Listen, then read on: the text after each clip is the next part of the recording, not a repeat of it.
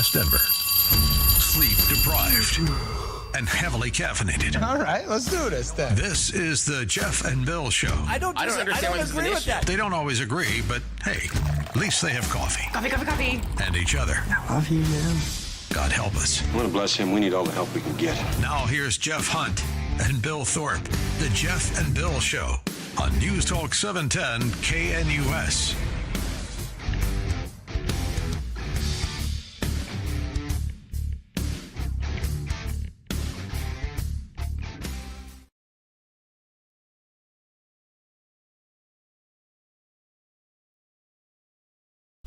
It is 6 a.m. in the Mile High City on this Wednesday, May 7th, 2025. Good morning, Denver, Colorado. You've tuned into the Jeff and Bill Show, News Talk 710 KNUS. I'm your co-host, Jeff Hunt. Now, typically, Bill Thorpe would be here, but Billy's out celebrating his birthday today. Like, happy 21st birthday to Bill Thorpe. 21 years, gloriously old. Are you kidding me? Right on. Right. At least in his heart, Bill Thorpe is 21. And so he's out, but joining me live in studio is Tori Ganahl. Good morning, Tori. Thanks for being on the Jeff and Bill Show. Thanks, Jeff. I'm so happy to be here. Just feel blessed to be a part of this. Well, it's bright and early for you. Now, you may know the last name, Ganahl. That comes from Jason, Heidi Ganahl, and Heidi ran for governor. She's well known. Of course, everybody knows Heidi Ganahl. Jason Ganahl with GQ Barbecue at Park Meadows, at the stadiums. Best barbecue in town, by the way. Just opened a new restaurant this week up in Thornton. Did he? Mm-hmm. Oh, my goodness. He's very busy. Yes. Not quite as busy as my mom, but Right. That's very true. it takes a village. And mom recovering, doing well these days? Mom is recovering. She's getting back on her feet. Surgery went well. Everything was a success. So we are so lucky. I'm glad to hear that. Tori Ganahl's with Rocky Mountain Voice. Tell us about your role with Rocky Mountain Voice. So I'm kind of a jack of all trades these days. When my mom stepped out for her surgery, I stepped in a little bit more. So you might recognize me from the Mountain Minute podcast. We've been kind of blown up on social media lately. But I really head all of marketing, communications. I write, I do the show. I kind of do it all. So it's been super fun. That's awesome. That's Tori Ganahl. She's going to join us for all 4 hours today. We've got an absolutely jam-packed show for you. Lauren Boebert's going to join us in the 7 o'clock hour. Benito Kelty of Westword has written a great piece on what happened to all the Venezuelan encampments. He's going to join us live in studio in the 8 o'clock hour. We're going to talk trans Jesus. Yes, because one of the lawmakers down at the Colorado State Capitol says that's who he worships. Trans Jesus. And then we'll get here in a second to the Alien and Enemies Act. Charlotte Sweeney, the judge behind that one. You may know the name because Charlotte Sweeney is also trying to force pornographic books into kids' schools out in Elizabeth. She's a real winner of a judge, and she came down with a decision yesterday saying Donald Trump can't use the Alien Enemies Act anymore to deport cartel illegal immigrants. So, lots to talk about, but now is time for your morning dose of news and comment with Blake Olson.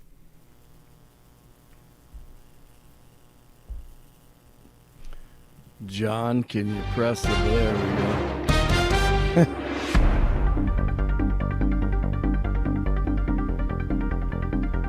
Hey, good morning. We're all running this morning. We're ready to go. I think John will find the right one. John's in for Billy, so all the buttons have to line up correctly. Hey, it's 44 and drizzly in Denver, expecting a high of 56 today. The 7-10 5-day forecast coming up. Our top story, an early morning fire at a home in the Washington, Virginia Vale neighborhood in Denver has killed 2 people. It's an area just east of Glendale. The fire is out, and the investigation is underway. The world has been coming to the U.S., and China has been the missing piece. I was going to be in Switzerland to negotiate with the Swiss. Turns out the Chinese team is traveling through Europe. No way. Well, looky. Looks like China wants to negotiate. Hey, Scott Besson's already going overseas, so China wants to hook up start the process. And they will be in Switzerland also. So we will meet on Saturday and Sunday. And, look, we have shared interest that this isn't sustainable, as I said before, especially on the Chinese side. And, 145%, 125% is the equivalent of an embargo. We don't want to decouple. What we want is fair trade. But without further ado, the art of the deal. I don't do it for the money. I've got enough, much more than I'll ever need. I do it to do it. Deals are my art form. Other people paint beautifully on canvas or write wonderful poetry. I like making deals, preferably big deals.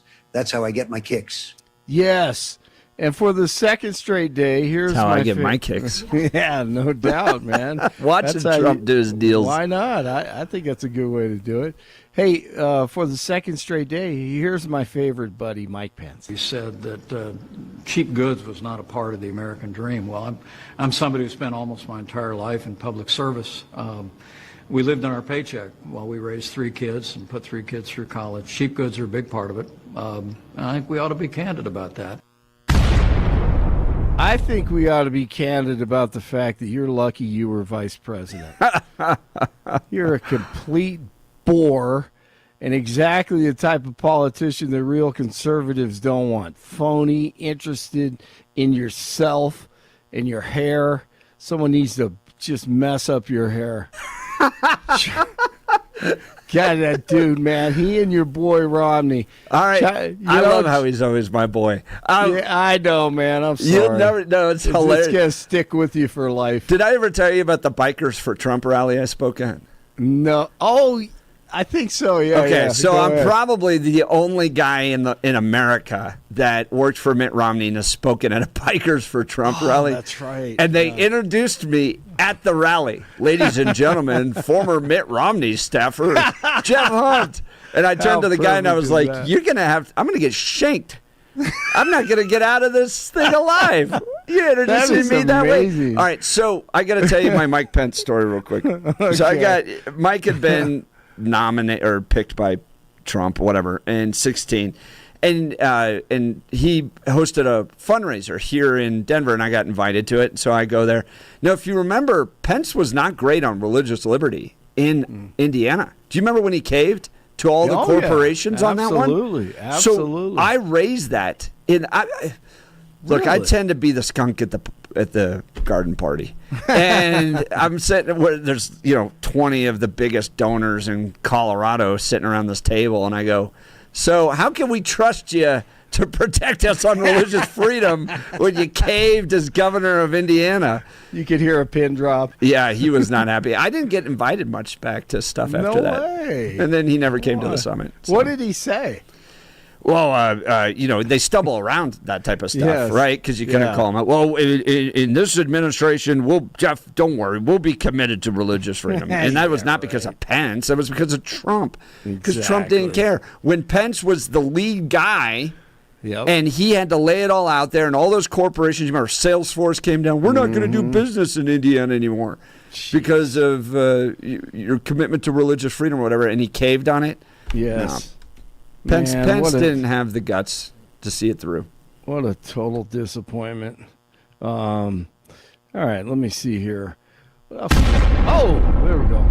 Had to throw that in there again. Good morning. Got a big announcement coming up. And those days are over. Those days are over. And, I said before in our meeting with the new and very talented Prime Minister of Canada that we have some very big announcement to make. It's not about trade. It's about something else, but it's going to be a truly earth-shattering and positive development for this country and for the people of this country. And that'll take place sometime within the next few days. Interesting. I don't know what that's going to be, but and there's a lot of news that's going to happen today. So hold on tight. It's only 6:09. Hey, if you're going to the airport today, you need a real ID, a driver's license, an official one, or an official ID or passport, just like you've had to have for 50 years, at least 24 years, not a rec center ID or a Chuck E. Cheese ID. That won't do. If you're flying to Newark, also with that ID, Jeff, expect delays. Evidently, that airport is 3 decades behind technology. Oh, Newark's the worst one. Yeah. Worst airport. But I wonder, and I would love to hear from anybody that has to work in the airline industry, how much of your time is consumed by just total idiots that show up without, we were talking about this yesterday. Yes. They come through TSA with a grenade. Like, who shows up at an airport with a grenade Right. or doesn't have an ID or shows up with a Chuck E. Cheese card? What have they been doing? Evidently, like over 80% have a real ID. Okay, I would have thought that it was 95%. Maybe not in the last 15 years with the open borders, Right? But that just blows me away. After everything, like you said yesterday, what we have to go through, and then there are people out there with these lame fake IDs. All right, a federal judge has granted a preliminary injunction to bar the Trump administration from removing Venezuelan immigrants in Colorado. Illegal immigrants, by the way. Charlotte Sweeney. You all the need to get district to know court this judge. name. Yes, All right. absolutely. We need to make a song. Well, About her. I've been diving into who this chick is because of the Elizabeth School Board case. Because Yeah, that's how that's where we live, so I'm first paying learned. attention to it. Dude, Yeah. she, literally, in a University of Denver article, Blake, Yeah. says, I was an activist. I decided the best way to stop Donald Trump was to become a judge. God. That's it. That's the only reason. So not for justice. No, in 2016. All right. So here's what it says. 2016 election. She starts to get engaged. Right, for years, she had no interest in being a judge. She says Charlotte Sweeney had no interest in being a judge. Then the 2016 election. At the time, Sweeney, who grew up south of DU in the suburb of Littleton, had built a successful legal career, happily leading her own Denver-based law firm focused on employment discrimination and pay disparity cases. She was also on the board of the Matthew Shepard organization up in Wyoming. Oh. So LGBT kind of Q activist. But after the election, she says, Sweeney recalls she grew troubled by legal developments. I felt that rather than sit and complain about what was going on, if I had more to give, I'd better step up. It dawned on me that being a judge might be a good next step. Wow. 6 years later, in the summer of 2022, Sweeney became the first openly gay federal judge in Colorado history. When Joe Biden became president, the White House sent out a memo that was a call to action. Sweeney said for people to serve on the federal bench. Lo and behold, she adds, for the first time ever, they were looking for diverse candidates, including people with civil rights and employment background. It was just one of those slap you in the face moments. And I said, okay, I'll apply. We'll see. I wasn't sure. I believed it and kind of felt the way that way throughout the process. But here I am. So she gets angry at Donald Trump's election, throws in her hat Joe Biden looking for not quality legal scholars, but, quote, diverse candidates, elects her along with Senator Michael Bennet, John Hickenlooper. She gets through the process. Look, this has nothing to do with law. This has nothing to do with an equal reading on the law. This is everything about driving an agenda and using judges to stop Donald. It's written out right here. Yes. The whole point is stopping Donald Trump's agenda. Oh, my goodness. I didn't know that background. Unbelievable. Or is it? You know, I mean, you got AG Phil Weiser. He's joining a lawsuit against the DJT administration over cuts to the U.S. Department of Health and Human Services. The lawsuit argues that the administration's their actions have robbed HHS of resources necessary to effectively serve the American people. Okay. All right, the conclave to select a new pope starts today. Catholic cardinals from around the world will try to find one that isn't as woke as Pope Francis was. The 47 administration says it's investigating anti-Semitic violence at the University of Washington after a group of Hamas supporters lost their minds again on Tuesday. About 30 people were arrested after taking over the school's engineering building and demand that the college cut ties with Boeing because of the aircraft company's relationship with Israel. And this morning, they're singing that Jesus is trans. Just saw that video. Man, just some great stuff today. Eyes out, ears out, craziness on this Wednesday. Hey, at least one bear is believed to be responsible for killing a man and his dog just outside of his home in southwest Florida. It's believed to be the first recorded fatal bear attack, can you believe that, involving a human in the state's history. You hear alligators and everything else in Florida, but bears, man. And there are cats down there that people don't know about. Pythons? Panthers and pythons. And yeah, if Billy were here, he could talk all about the snakes down there. But yeah, bear. Pretty amazing. You get in the woods down there in southwest Florida, and they're running out of land too because all those swamps, they've put the sand in and created developments and the wildlife spreading out. So that was pretty amazing. I couldn't believe that when I saw that one this morning. News brought to you by Lair Fireplace and Patio, Denver's premier source for everything fireplace, patio, and grills, locally owned and operated since 1954. Online at lairfireplacepatio.com. Nuggets tonight, game 2, second round at Oklahoma City. They'll try to up their series lead to 2-0. Can they do it again tonight? 42 in Westminster, 41 in Highlands Ranch, 43 in Denver. Jeff and Billy continue without a Billy, but a special guest in studio. Blake Olson, News Talk 710 KNUS. A storm system to our south will pump upslope winds into the Front Range today, tonight, and into early Wednesday, bringing more occasional chances of rain and thunder today, tonight, and tomorrow. Upper 40s and near 50 today with occasional rain, a little bit of thunder. Rain tonight, fog, lows near 40. Showers will continue Wednesday, highs near 60. Warming to the mid to upper 60s Thursday with a few showers, warmer for Friday and the weekend. Weather sponsored by Colorado's Best Roofing, reminding you to protect your home from the harsh Colorado weather and schedule your free no-obligation roof inspection today at roofingcolorado.com. That's roofingcolorado.com. Meteorologist Don Day in the 710 KNUS Weather Center.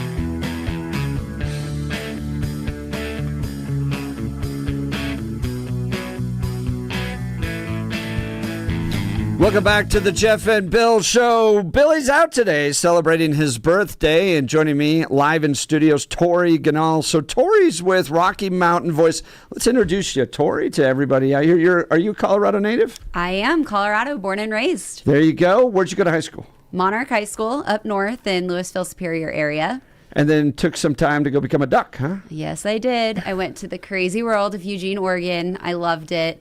And then I lived in Portland for 4 years before coming back.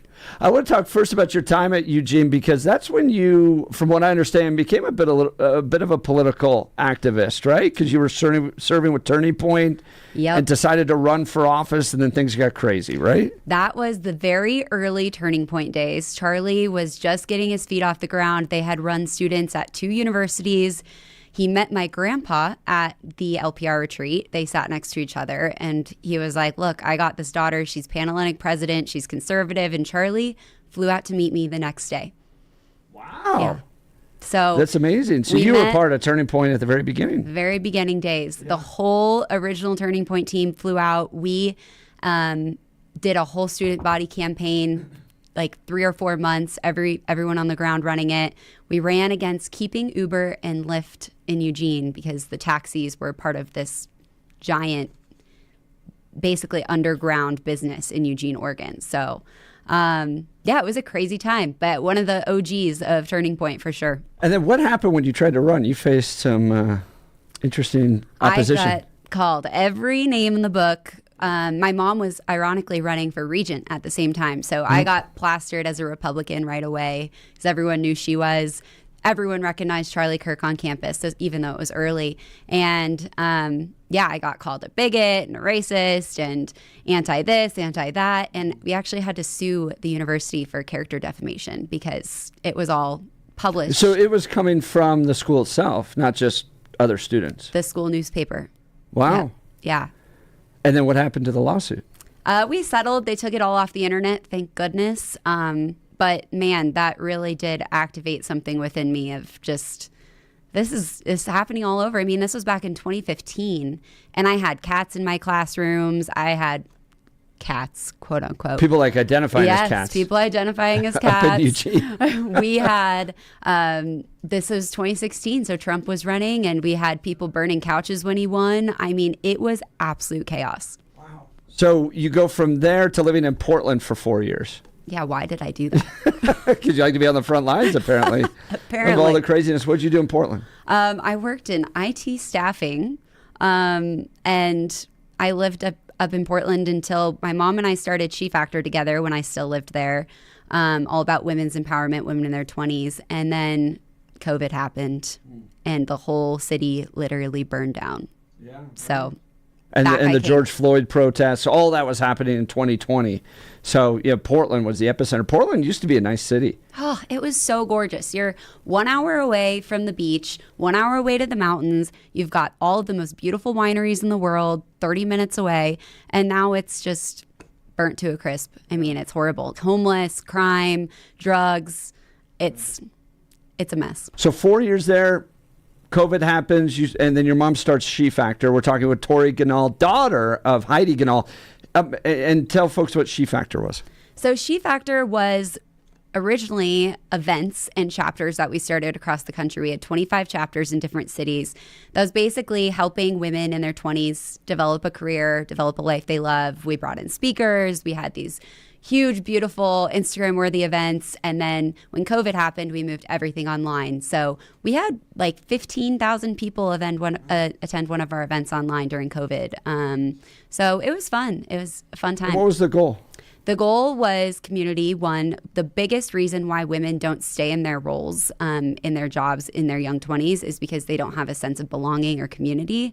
So the goal was to get women to a place where they could then move into C-level positions, but you can't do that without starting at the bottom. So we wanted to start there, move them up, help them live a life of purpose. Very cool. Yeah. That's Tori Ganahl, daughter of Heidi Ganahl. Heidi then runs for governor. You watch all that up close and personal. Yeah. Get to experience that. What was that like? Well, I actually came back home because I got diagnosed with Lyme disease, and I was pretty bedridden the whole beginning of the campaign. Was that from a tick? A tick right here in Pagosa Springs, Colorado. But Jared Polis would tell you that ticks aren't in Colorado and that you can't get Lyme disease in Colorado. He literally told that to Heidi during their first debate. I've experienced that firsthand. I actually can prove that that's wrong. Yeah. But yeah, so it was the beginning of the campaign. I was kind of on the sidelines, and then I went full in. I ran all of her social media for the end of the campaign, was at every event, brought my puppy, Poppy Rose, with me everywhere. It was really fun.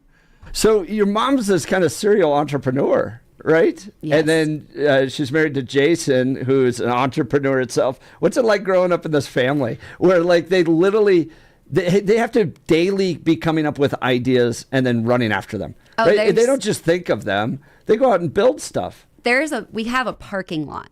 So we literally call it a parking lot of all these ideas that everyone in the family has of next businesses that we're all going to create. We have one brewing right now that all three of us want to get in on. I don't think anyone... they're successful businesses. Let's Camp Bow Wow, GQ Barbecue. Room for others? Because I'd like to get in on some of these ideas. You guys build good things. Yeah, it's super fun. I mean, right now we're brewing over an idea that's so silly. I don't even want to say it out loud because we don't want anyone to take it, right? But I mean, yeah, we always joke, dogs, women, politics, barbecue. Like, you can't make this stuff up. We need a reality TV show or something. Yeah. Seriously, that's Tori Ganahl. Tori's going to be live in studio, and you're welcome to join the conversation here. I'm already reading the text messages. Uh-oh. Portland girls don't shave their legs. I do. 303-696-1971. 303-696-1971 if you want to call us, or text us on the Dan Caplos Law text line at 720-819-5115, 720-819-5115. Hey, I want to talk to you about alarm detection systems. Reliability isn't an option when business security is on the line, and if you're a Ganahl building one of those big businesses, well, of course, you need good business security. We strongly recommend alarm detection systems for the highest level of service and expertise. Think about the time you could be saving using one source for your cameras, key card access, fire and intrusion systems. ADS offers expert alarm installations and testing by highly trained technicians, 24/7 professional monitoring, same day or next day service upon request, because downtime, it's not an option. Dedicated teams for cameras, access control, and fire alarms, and over 300 security professionals working for you. Choosing ADS means your business stays protected and will be ready to open tomorrow. They combine human monitoring with the latest AI camera technology to prevent crime in real time, trusted by small and large businesses, including many Colorado businesses. Their security experts will review your system for free. All you got to do, guys, go to adsalarm.com to schedule your appointment today. That's adsalarm.com. Alarm detection systems, the first choice of Front Range and Colorado businesses, adsalarm.com. We'll continue with your phone calls and texts. You're listening to the Jeff and Tori Ganahl Show on News Talk 710 KNUS.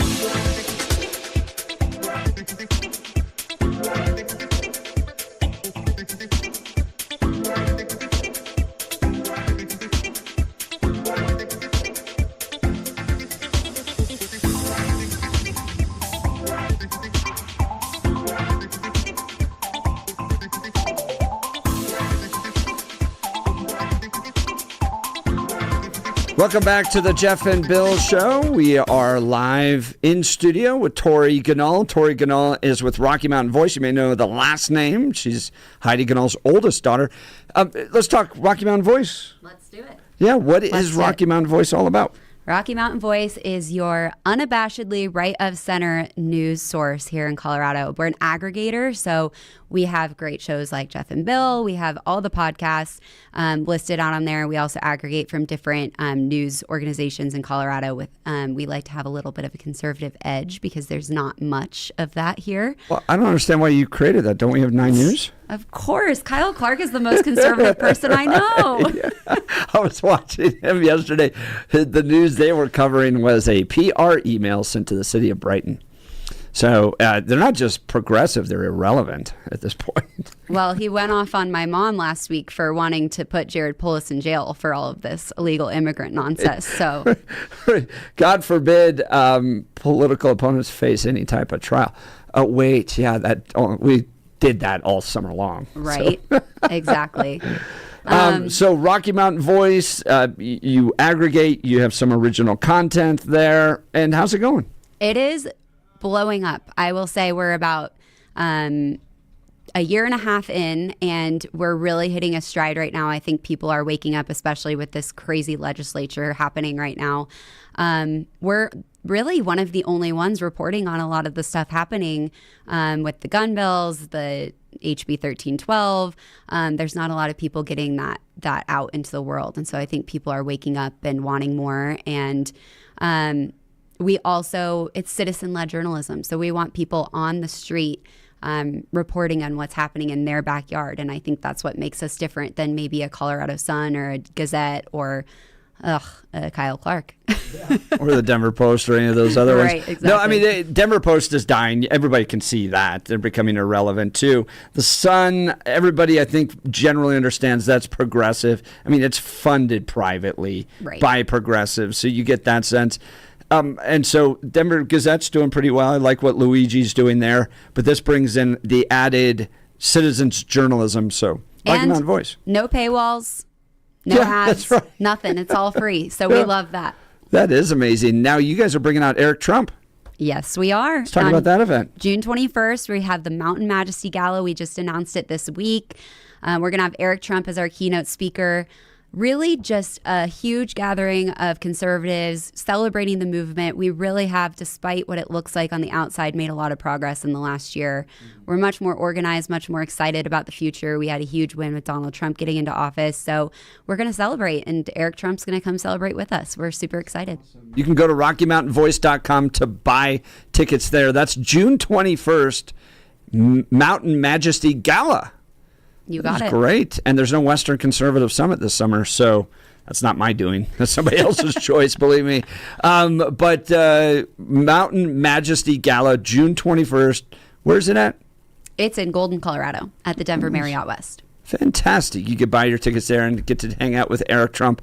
Look, Colorado is becoming this center point of radical progressivism, right? And I went down to the Bernie Sanders rally, and I've been to Mitt Romney's rally at Red Rocks. I've been to your mom's rallies. I've been to Donald Trump's rallies. I hadn't seen anything that big in a long time. I think that the Bernie Sanders AOC wing is the center point of the electorate in Colorado at this point. Yeah. I mean, they're pulling out 30,000 people, and people run out there and go, well, they're paid, all this. Okay, I think they're probably a portion that were paid. But a lot of the people I saw there were just, if you had dropped me into it, I would have looked around and been like, I'm at a John Tesh concert. It's a lot of older people, a lot of boomers. Really? Yeah, that brought their little lawn chairs and were there to see Well, that's Bernie because they're not Sanders. working. Yeah, right. Well, they're done working. That's right. But I think they believe that the government that they had built is good, that their generation built, right? So Social Security, Medicare, Medicaid. Here comes Elon Musk. Here comes Donald Trump, and they're taking chainsaws to all this stuff, right? And so they don't like that. They believe in kind of an old school guard Republican, the Bush era, that type of thing. So they don't like Donald Trump's brashness. But I wouldn't be so worried about it if they weren't constantly re-electing radical Democrats down at the Colorado State Capitol. You've been tracking all this. You watched up close and personal these elections and trying to fight back and all that stuff. Give me your take on the direction of Colorado, Tori Ganahl. Well, I think I have a unique perspective because I watched Portland burn down, and I went to Eugene, Oregon for school, and I grew up in Boulder, Colorado. So somehow I turned out okay.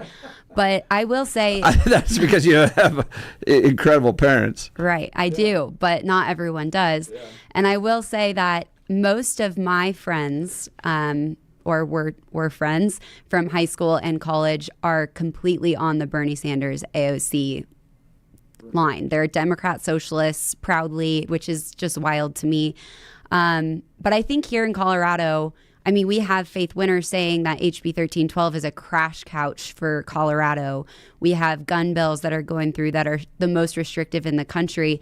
And I do think that it has to get this bad before the pendulum swings again. And I mean, these Democrat senators and reps down at the state capitol, they aren't necessarily voting their district. They're voting together. And it's like this coup always of, we've got you because there's only 22 of you, or there's just not enough Republicans to stand up against us, so we're just going to do whatever we want. We don't want to listen to debate. We don't want to talk about they're literally drunk at work. They're drunk at work watching videos. You pictured some, but Faith Winter, she's still a senator, showed up at a constituent meeting drunk.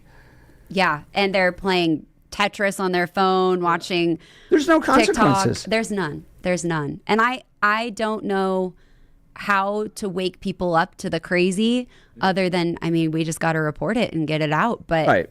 I don't think your average step, right? Coloradan is necessarily looking at libs of TikTok on Twitter, you know? Right.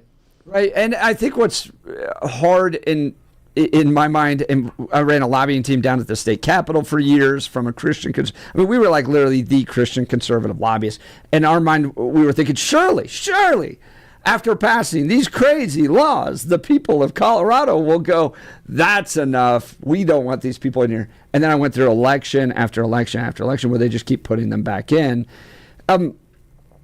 My perspective, it's the schools. So we'll go down and we'll try to organize an event against a bill, let's say 1312, this radical transgender bill. We show up with pastors, we show up with people, we testify in huge numbers versus the other side, all this stuff. And at the end of the day, the Democrats do what they're going to do because they're funded by the ACLU. Voters keep putting them in. And I'm sitting there going, after years of living this nightmare over and over and over again, I go, what is it that I'm really facing here? And I'm going, it's 18 years of indoctrination. Exactly. So they go to government-run schools. They buy into a Marxist worldview that there's oppressors out there. They're going to need to stand on the side of the oppressed. And whatever person or group or category you put into the oppressed group, then they're going to stand with. So if it's transgender or immigrants or the Palestinians or whatever it might be, you put them in the oppressed category. Therefore, we need to stand against the oppressor, which is typically Donald Trump and the rest of them. And that train just marches along, and we're trying to fight it, and they keep it. So for me, it's really about schools. Your mom has fought to try to open charter schools. I mean, you guys have gotten the fact that it's education where we face that problem. But, I mean, 90% of kids are educated in government-run schools in Colorado. Yes, they are. And I will tell you what, I mean, I'm on the brink of having my own kids, and I will never send them to public school. I've seen the worst of it. But I do think it starts in the schools. I also think that it stems a lot from messaging on social media. I think these kids you're labeled as, a horrible person if you believe the things that the Republican Party believes, and they don't want to be that. I mean, I think that that's a piece of it. But I do think we have this huge uproaring right now of especially young men that are coming over to the right, and they're waking up. I also think that a lot of my generation is starting to pay taxes, and they're starting to make money, and they're like, we don't want to give that away. So hopefully that will have some impact. But I do think, and shout out to the young Republicans in Colorado, I think they're the ones that are getting out all of this information about the crazy legislators at the Capitol. I mean, all the videos that have come out, like most of that has come from young Republicans. Yeah, folks like Scott Shamblin. Yes, Scott Shamblin. But to your point on young men, I've thought about this too, because I've 3 young boys. My oldest was born in 2010, and I'm watching him be born into a world that considers him a really bad person. Yeah. Simply, I was like, what has he done? He was born in 2010. He's not even 15 years old yet. And he inherits this white men are the root of all evil, essentially, narrative that came from the left. And they're shocked that white men growing up in that don't want to be a part of it. Right. Exactly. Right? Like Charlie Kirk tapped into that so well, and Donald Trump did as well, that basically said, that rejected it. This said, there's not a problem with you. Because of what somebody did 250 years ago, you'd have to be labeled an oppressor.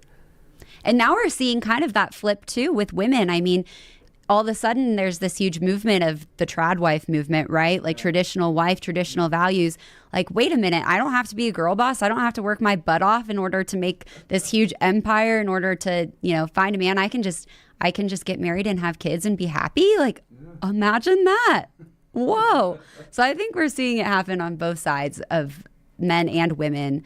But yeah, Charlie Kirk was definitely the helm of that. And I think he's done a great job at just waking kids up on these college campuses there's a different world out there than what you're hearing about. Well, what I appreciated that he did is he went right into it. Like he landed on those college campuses. Yep. Almost like a military operation, right? There's landed right there. It literally is a military operation. Right, with all the security that's got to protect him, and then the filming and all this stuff. It's brilliant.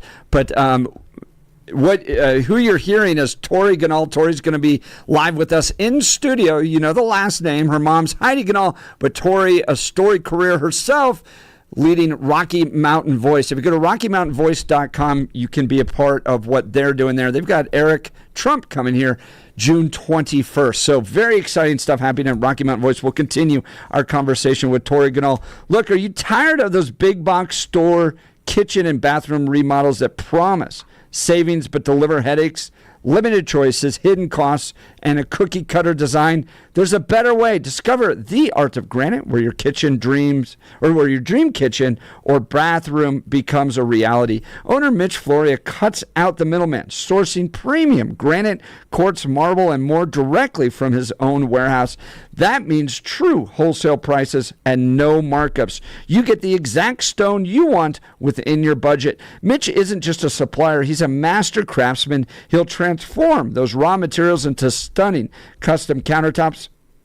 Listen to this. All you got to do, mention KNUS and receive a bathroom countertop free when you purchase your fantastic new kitchen countertops. You can also get a kitchen or bathroom sink free when you purchase any countertop package. That's right, free.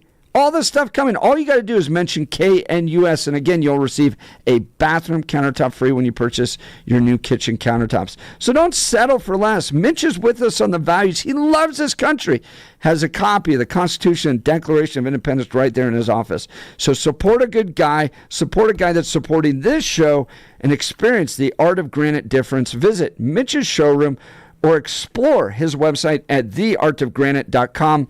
That's theartofgranite.com, or call Mitch directly at 303-386-5919. Phone lines are open. Text lines are open as well. You're listening to the Jeff and Bill Show with Tori Ganahl, filling in for Bill as he celebrates his birthday on News Talk 710 KNUS.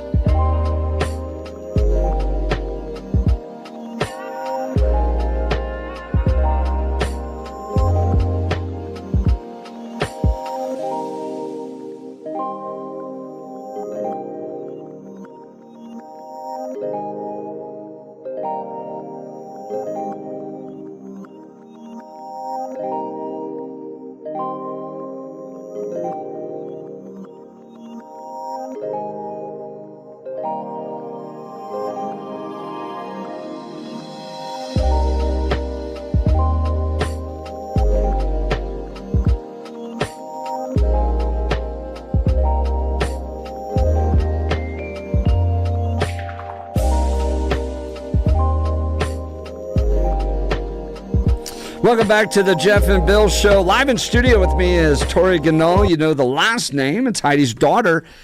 She runs now Rocky Mountain Voice, does a great job over there providing news updates. So stop listening to Channel 9. Please, for the love, stop listening to Channel 9 and go check out some alternative news sources that actually provide some information for you.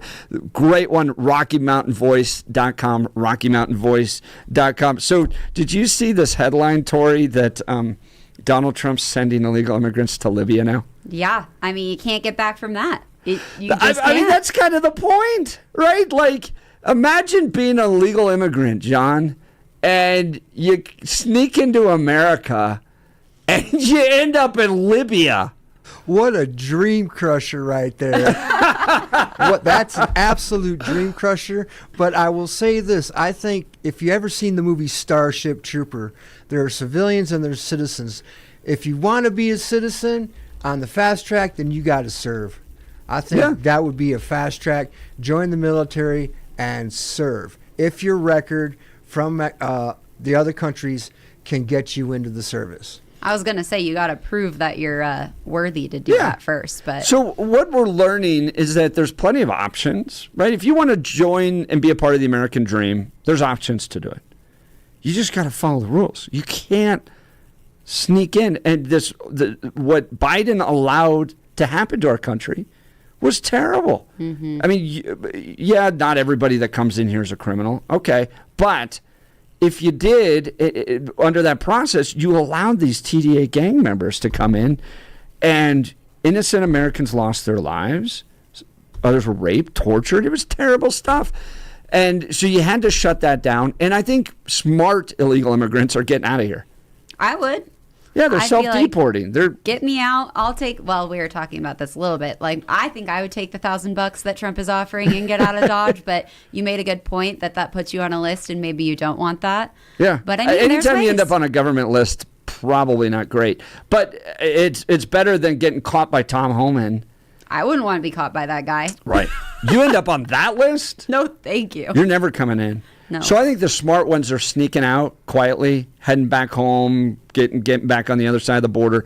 And from what I've heard from others is they're now starting to do it the right way. They're contacting immigration attorneys. They're filling out the forms going, look, I loved working in America. I want that to be a part of my future. Okay, just follow the rules. That's all we've ever asked people to do.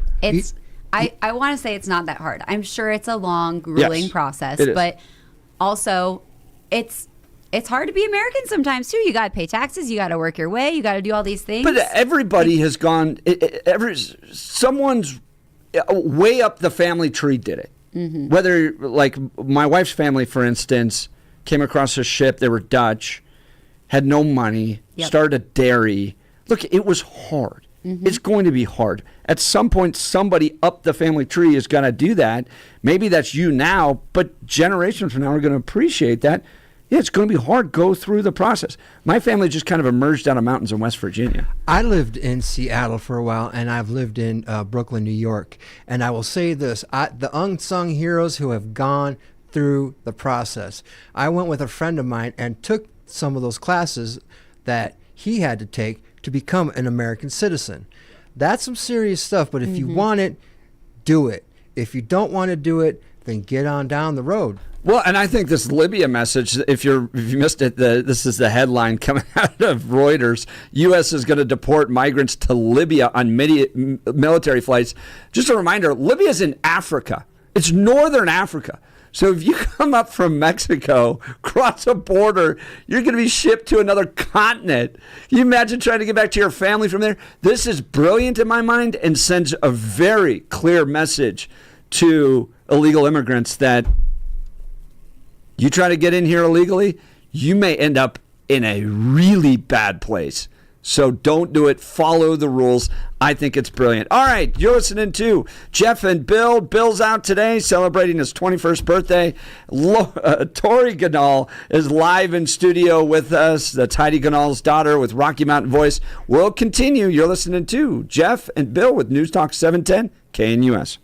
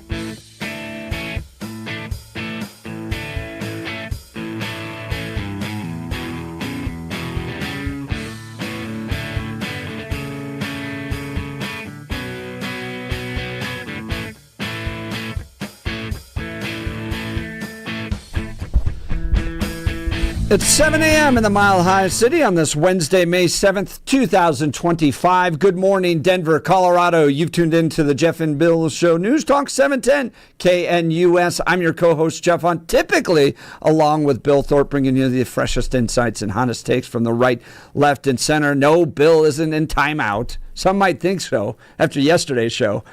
We literally debated for 4 straight hours. That was an intense show yesterday. You guys are great. Yeah, nope, Bill's celebrating his birthday. His 21st birthday. No, I'm just kidding. I think he's 53 or something. But 53? Yeah, 53 or 54. Oh, man, 54. I mean, you're going to have to adore the fact he's 54, and that's just what you are. 54 years on the earth with us, and today is a day that will make a big fuss. Well, 54 is no big deal. And imagine how you feel when one of these grand old days you're sitting at your party remembering quite fondly when 54 was half your age. Happy birthday, you wonderful Bill Thorpe guy, you man. Love you, brother. Woo! John Corbliss. Well done, man. Corbliss is a producer here, and you were singing Telegram guy for a while, weren't you? I owned my own professional entertainment company in Seattle called Otter Entertainment. Did it include stripping of any sort? Well, funny you should ask. But one time, someone ordered a joke stripper. All right. I wasn't supposed to strip, so I dressed up, and thank God, because that was a whole lot of love back then. I walked in full clown, and they started playing the music, and I started taking things off, and I got down to like some long johns, and I said, "You want to see more?" And they're like, "Yes." "You want to see more?" And they're like, "Yes." And I went down into my long johns and pulled out the socks, and I said, "This is where I keep my socks warm at." And that was the end of the show. Oh, John Corbliss, you are full of stories. Some people say something else, but yes. John Corbliss is a producer here at 710 KNUS. We're going to elevate the conversation now with Tori Ganahl. Tori's in studio. Tori, you may know the last name, Heidi Ganahl's daughter. Tori is with Rocky Mountain Voice, a great news aggregator, great place to get information that's reliable here as opposed to listening to agenda-driven drivel from Channel 9. Go to RockyMountainVoice.com and be a part of what the great work they're doing. Tori's going to be live in studio with us for the remainder of the show. She's our co-host today, so thank you for joining us, Tori. All morning. You're stuck with me, I guess. That's right. And we're going to be talking to Lauren Boebert here in just a second about Tina Peters, the case. You saw Donald Trump weigh in on that. And the question we were all discussing yesterday was why all of a sudden Donald Trump weighed in. Well, we think we know. It's because Lauren Boebert's been advocating on Tina's behalf, sending letters to the FBI. We'll get the insight on that. In the 8 o'clock hour, Benito Kelty is going to be joining us. He's with Westword, has a great piece on what happened to the Venezuelan migrant encampments out there. Where'd they go? Is Donald Trump's enforcement working here? So he's going to be joining us in the 8 o'clock hour. 9 o'clock hour, you might have missed this, but gosh, we sure are going to talk about it. State lawmaker talking about who he worships, trans Jesus. And they just passed a law, thou shalt not misgender. What is happening at the Colorado State Capitol? And then a really cool new website called hecheated.org. And it has nothing to do with romantic cheating. It has to do with dudes cheating by participating in women's sports. They're creating a list now. Speaking of lists you don't want to be on, that's one that I think should be a career killer. Absolutely. I mean, I'm game for that. I mean, at this point, you should be shamed. You should absolutely be shamed. If you're a guy that's going to go compete against girls, steal their scholarships, their opportunities, you're one of those bullies in my mind. That's cowardly. It is cowardly. It's straight up cowardly. And to look yourself in the mirror and be proud of yourself that you earned an award or a trophy in that manner is absolutely ridiculous. And I'm sure I'll catch all sorts of stuff from a whole lot of people, but I don't care. That's cowardly. Yeah. That's exactly right. HeCheated.org. So we've got a whole lot to talk about. But now is your time for your daily morning dose of news and comment with Blake Olson. Blake Olson. Blake Olson, news and comment.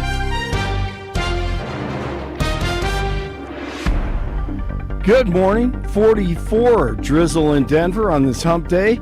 Expecting a high of 57 today. The 7-10 5-day forecast coming up.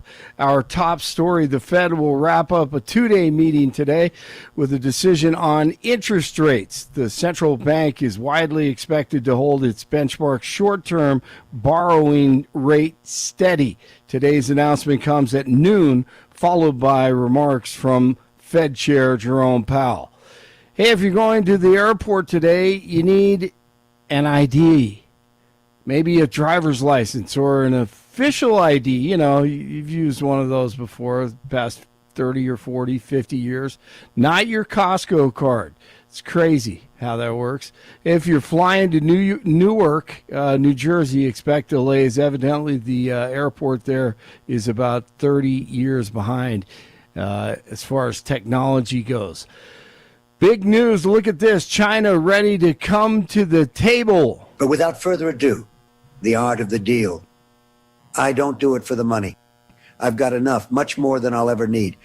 Here's Treasury Secretary Scott Bessent. The world has been coming to the U.S., and China has been the missing piece.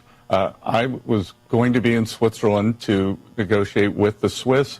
Turns out the Chinese team is traveling through Europe, and they will be in Switzerland also. So we will meet on Saturday and Sunday. And, look, we have shared interest that this isn't sustainable, as I said before, especially on the Chinese side. And, 145%, 125% is the equivalent of an embargo. We don't want to decouple. What we want is fair trade. Great news. Former President... Yes. Blake, did you see this headline coming from the Daily Caller that American manufacturers are now overwhelmed with orders after Trump's tariff crackdown on China? Wow. Yeah, basically these small manufacturers are scrambling to keep up with the massive increase in orders that are coming their way. That means new American jobs. Manufacturing, man. I was so young when all this stuff was going on in the 80s and 90s, and all you hear your parents talk about everything's going to China, everything's going overseas. We don't, and it just kept on going decades and decades. And, you're just programmed to think, well, we can't do it here. We can't do that here anymore in America. I mean, it's absurd when you look back at it, how we just sold out and we just gave it all away. So exciting. Hey, and by the way, I forgot to ask you this, Jeff. Isn't it? It's pretty cool that the CEO of Ford, his last name is Farley. After we were bringing up Chris Farley, and I didn't realize that until last week. I forgot. Gosh, what was the name of the company in that movie? Yeah, I can't remember. I should know that. It's only my favorite movie, right? But I can't think of it right now. But I mean, it's just it's great that we're just talking about building factories. Callahan Auto Parts. Callahan, yes. Callahan. Thanks to Adam, the other producer. Callahan Auto Parts. Nice. Who did that, John? Who said that? Adam pulled that right out. Adam, thank you. Man, I should have known. John now, and Adam can you give me the motto? Today. Do you remember the motto? Callahan Motors, Callahan Auto. I don't know. No, it was the other one. They sell the brake pads too. Oh, that's right. That's right. They have because I'm the working parts for the working man. Because that's who I am. Yes, that's right. There we go. And that's the theme of this whole thing. Tori was too. Have you seen Tommy Boy Tori? Or are you too young? I have no idea what you guys are talking about. Oh my goodness, Tori! You need to see that. You movie. And your fiance movie night. So it's raining tonight. It's cold. Throw on Tommy Boy. Mandatory. And your life will be better because of it. Amazing. If you're a patriot, you'll watch that movie. Tommy Boy, make sure you watch it. Tommy Boy is what Donald Trump's doing right now. He's driving around the country trying to get manufacturing going. That is awesome. Bear claws, 2 at a time, wedged right here. Oh, man. Hey, former President Biden is trashing DJT today. He was on BBC. Biden? Yeah, Biden, and but who cares? It's freaking Sniffin' Joe. I mean, really, does he have any credibility? But yeah, he's trashing DJT on BBC. I didn't even know he was still alive, honestly. Last night, India launching missile strikes on Pakistan. India shot down a Pakistani JF-17 fighter jet over Kashmir, DJT, on Tuesday. Just heard about it. I guess people knew something was going to happen based on a little bit of the past. They've been fighting for a long time. They've been fighting for many, many decades and centuries, actually, if you really think about it. No, I just hope it ends very quickly. A federal judge has granted a preliminary injunction to bar the Trump administration from removing Venezuelan immigrants, illegal immigrants, that would be correct, illegal immigrants in Colorado accused of being TDA members. District Judge Charlotte Sweeney, who Jeff talked about earlier, hates DJT, ruled that the Alien Enemies Act could not be used because there is no war, invasion, or predatory incursion as required by the statute. Sure feels like an invasion to me. An early morning fire at a home in the Washington, Virginia Vale neighborhood in Denver has killed 2 people. It's an area just east of Glendale. The fire is out and the investigation is underway.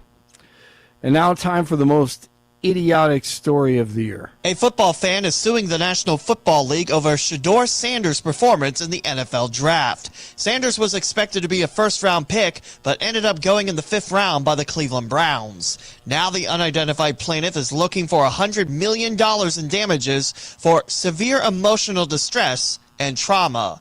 The plaintiff is a Georgia resident who is a self-proclaimed huge fan of the Colorado Buffaloes, where Sanders led the college team to a winning season as their quarterback.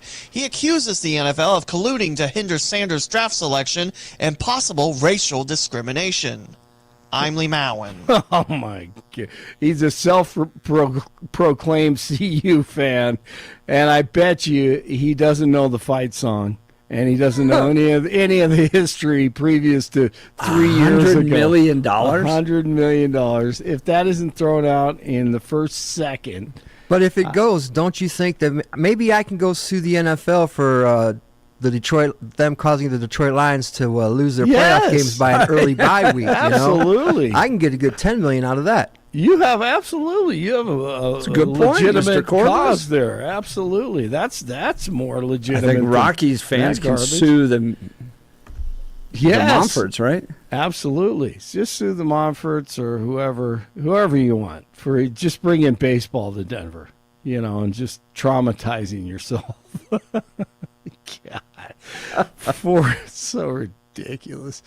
41 in Brighton, 42 in Littleton, 44 in Denver. Jeff and Billy continue. Blake Olson, without Billy, Tori is in and John is singing Jeff's Billy's birthday We've song. gone totally off the rails. Yes, it's awesome, man. That was a great birthday song by John, by the way. Blake Olson, News Talk 710 KNUS. A storm system to our south will pump upslope winds into the Front Range today, tonight, and into early Wednesday, bringing more occasional chances of rain and thunder today, tonight, and tomorrow. Upper 40s to near 50 today with occasional rain, a little bit of thunder. Rain tonight, fog, lows near 40. Showers will continue Wednesday, highs near 60. Warming to the mid to upper 60s Thursday with a few showers, warmer for Friday and the weekend. Weather sponsored by Colorado's Best Roofing, reminding you to protect your home from the harsh Colorado weather and schedule your free no-obligation roof inspection today at roofingcolorado.com. That's roofingcolorado.com. Meteorologist Don Day in the 710 KNUS Weather Center.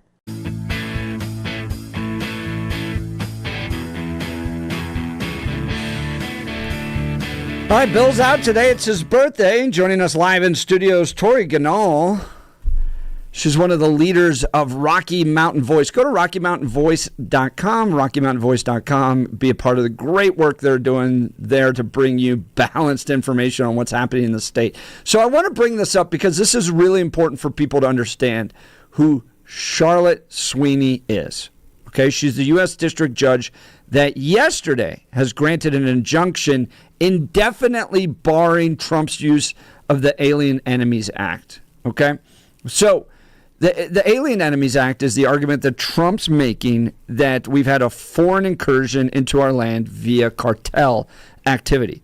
And his argument, which isn't wrong, is that cartels have killed more people than any foreign invasion ever has in America. And the point of the Alien Enemies Act is to quickly allow the President of the United States to get enemies out of this country without a big, long, 12-person jury trial, right? Could you imagine every single cartel, illegal alien, MS-13, Tren de Aragua, having to have a 12-person jury trial and defendants and all that stuff, as he's pointing out, it's take 200 years to deal with all these folks. We need a quick way, get them out, valid deportation order coming from a judge. Let's get them out of here, okay? And he's not doing this for every illegal immigrant. He's doing it for those that have, in court, shown that they are members of these gangs. Well, yesterday, a judge Tuesday, Charlotte Sweeney, granted a preliminary injunction to indefinitely limit President Donald Trump's administration from deporting Venezuelan immigrants in Colorado under the Alien Enemies Act. And at times, a scathing order, the Denver Post reports, U.S. District Judge Charlotte Sweeney rejected the federal government's arguments that the courts have no jurisdiction over Trump's March proclamation invocation of the Alien Enemies Act regarding the invasion of the United States by Tren de Aragua.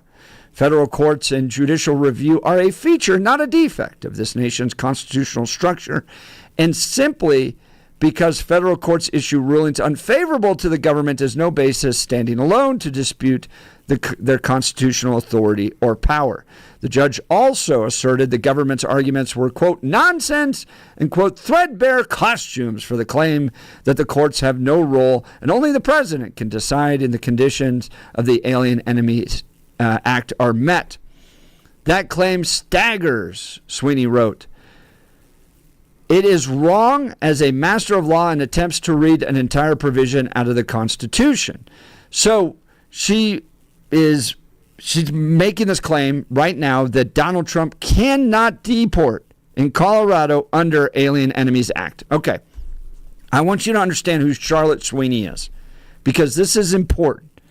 Do you remember this case in Elizabeth where the school board is trying to take out outright pornographic material out of the libraries, right? Somehow they got in there. Librarians weren't paying attention. They want to take out graphic, pornographic material out of these schools, okay?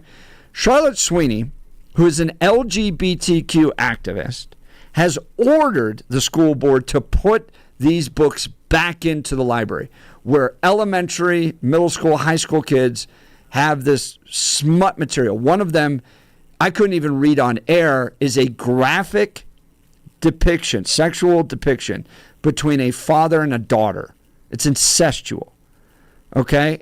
She wants this type of material in the kids' library. And she's a radical LGBTQ activist. Okay? Same judge is now forcing Donald Trump to go through an entirely long legal process with these illegal immigrant gang members, with jury trials and all that stuff, in order to deport them, even if they have a deportation order, like you saw Garcia, the guy from Maryland, the Maryland dad, that guy, okay? She wants the whole process to be done now, okay? Now, I want to point this out, because this is an article from the University of Denver. Charlotte Sweeney became a judge because of her hatred of Donald Trump. That's the person making these decisions. Guys, when we talk about the federal judiciary being compromised, about the rule of law, Democrats out there, we got to follow the rule of law. No one's above the law. Okay, the judges making these decisions are pure political leftist activists that became judges because they hated Donald Trump. Listen to this article published by the University of Denver bragging about how one of their graduates has become a judge. Charlotte Sweeney got her degree in 1995. For years, Charlotte Sweeney had no interest in being a judge. No interest in being a judge. Then came 2016 election. What happened in the 2016 election? Oh, yeah, Donald Trump was elected.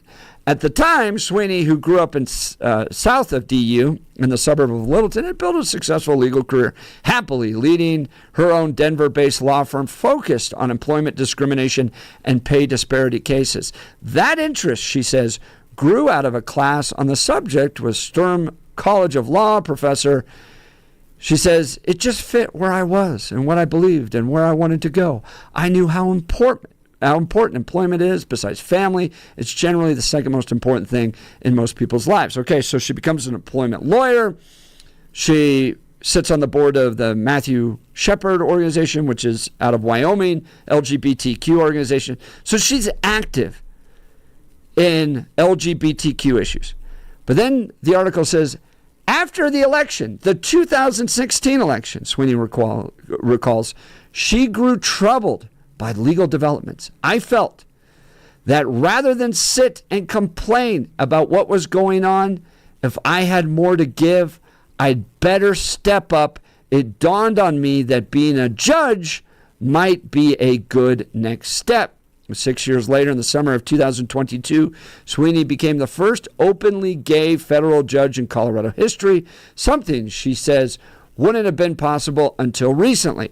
When Joe Biden became president, the article says, the White House sent out a memo that was, quote, a call to action for people to serve on the federal bench. Lo and behold, for the first time ever, they were looking for diverse candidates, including people with civil rights and employment backgrounds. Okay, so conservatives are making the argument that these judges right now are not acting with regards to law.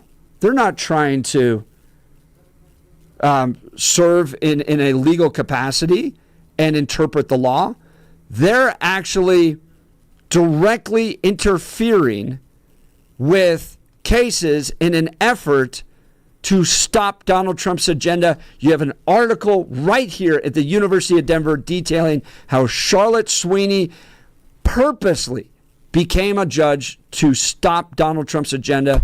And now she's not only stopping his agenda, she's forcing pornographic material into these libraries, these kids' libraries. These are activist judges, and they've got to be addressed. Well, was that the Congresswoman there, John?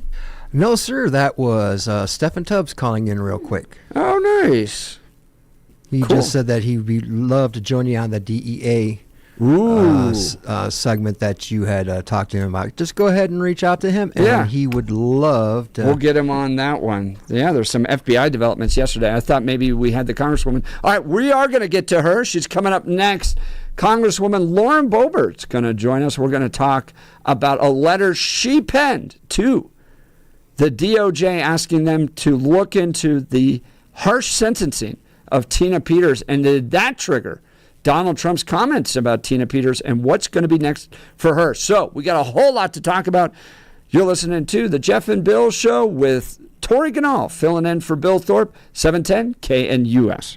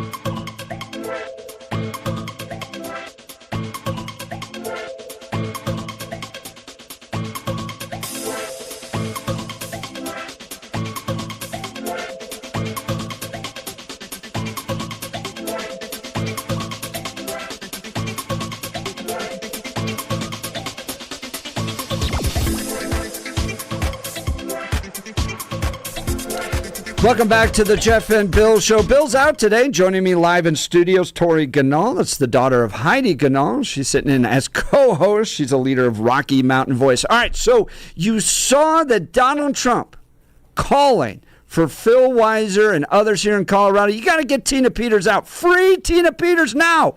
She's a hostage being held in Colorado prison by the Democrats for political reasons.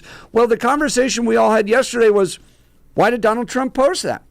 And then lo and behold, right in the middle of the show, Lauren Boebert posts a letter she had sent from her office to the director of the FBI calling for this investigation, calling for interaction from the federal government on behalf of Tina Peters. And she joins us now to give us some insight. Representative Boebert, thanks for joining the Jeff and Bill Show. It is great to be with y'all today. And Miss Ganahl, congratulations as co-host. It is wonderful to be chatting with you as well. Thank you so much. Good to hear from you. So this was, in many parts, led by your office. Talk to us about the letter you sent to Kash Patel, director of the FBI, on behalf of Tina Peters. Yes. So I had been in communications with Kash and Dan Bongino, the deputy director, since they were sworn in. But also, more than that, I certainly have been talking to President Trump about Tina Peters wasting away in a Colorado jail, given a 9-year, which is almost a life sentence, if you think about it. She's 69 years old. President Trump, on several occasions, has simply said, get her out. And obviously, Colorado has charged her with Colorado state crimes, and that makes things more difficult for President Trump to step in and issue any kind of clemency, a pardon, or anything of the sort, because the federal charges that she had received was not something she was actually convicted of. And so this is certainly something that is personal to Colorado, especially after last election season, when Secretary of State Jenna Griswold released passwords for nearly every single county in Colorado during an election, and tried to cover up the fact that she had released those passwords. She didn't even contact any county clerks to inform them that passwords had been released and were made public online. And yet Tina Peters is in jail because of the same thing. This is something that Jenna Griswold went after Tina heavy about, was one password being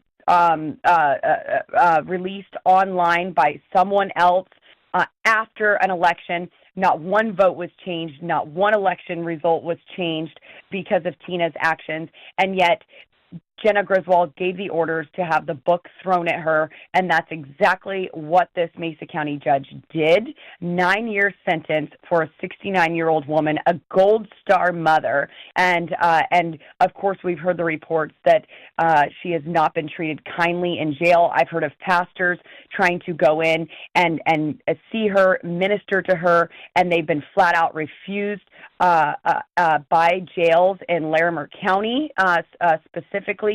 And this is to the point of cruel and unusual punishment, and in my opinion, not even allowing a minister of the cloth to come in and visit with an inmate in a jail where they would normally have access to. At least that's my understanding by this pastor.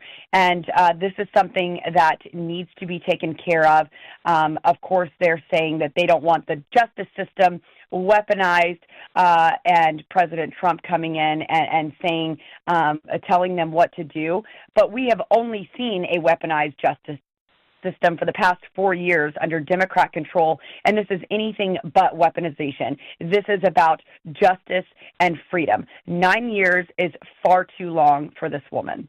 That's Lauren Boebert, Congresswoman from the 4th Congressional District, regarding a letter she sent to Kash Patel on behalf of Tina Peters. You have a great line in this letter. Ms. Peters' conduct did not alter any election, nor did it change even one vote. Now, you may disagree with what Tina Peters did. You may believe that she was rightly convicted, but 9 years in a state that allows child rapists to get probation.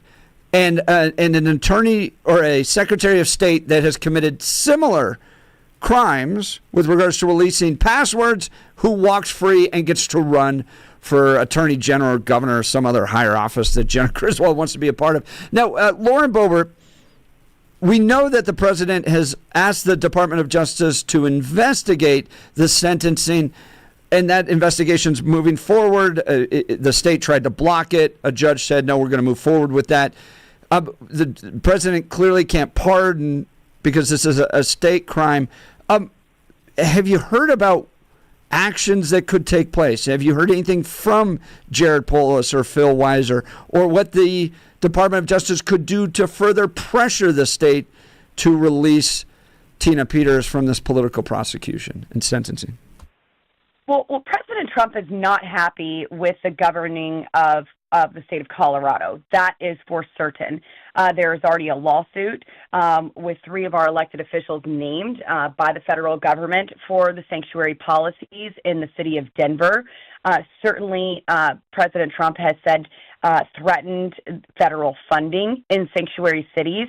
I'm hoping that he just starts with that city when it comes to that funding, because we are in a sanctuary state, because the same policies that make Denver a sanctuary city are actually in place at a state level as well. And we have Mesa County and Douglas County commissioners who are on a lawsuit with other counties in Colorado to sue the state over their sanctuary policies that prohibit them from coordinating with ICE agents and local law enforcement. And so these policies are statewide.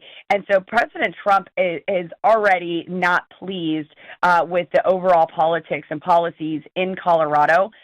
Federal funding has been threatened for those things. And I think that this could be another thing that ends up with federal funding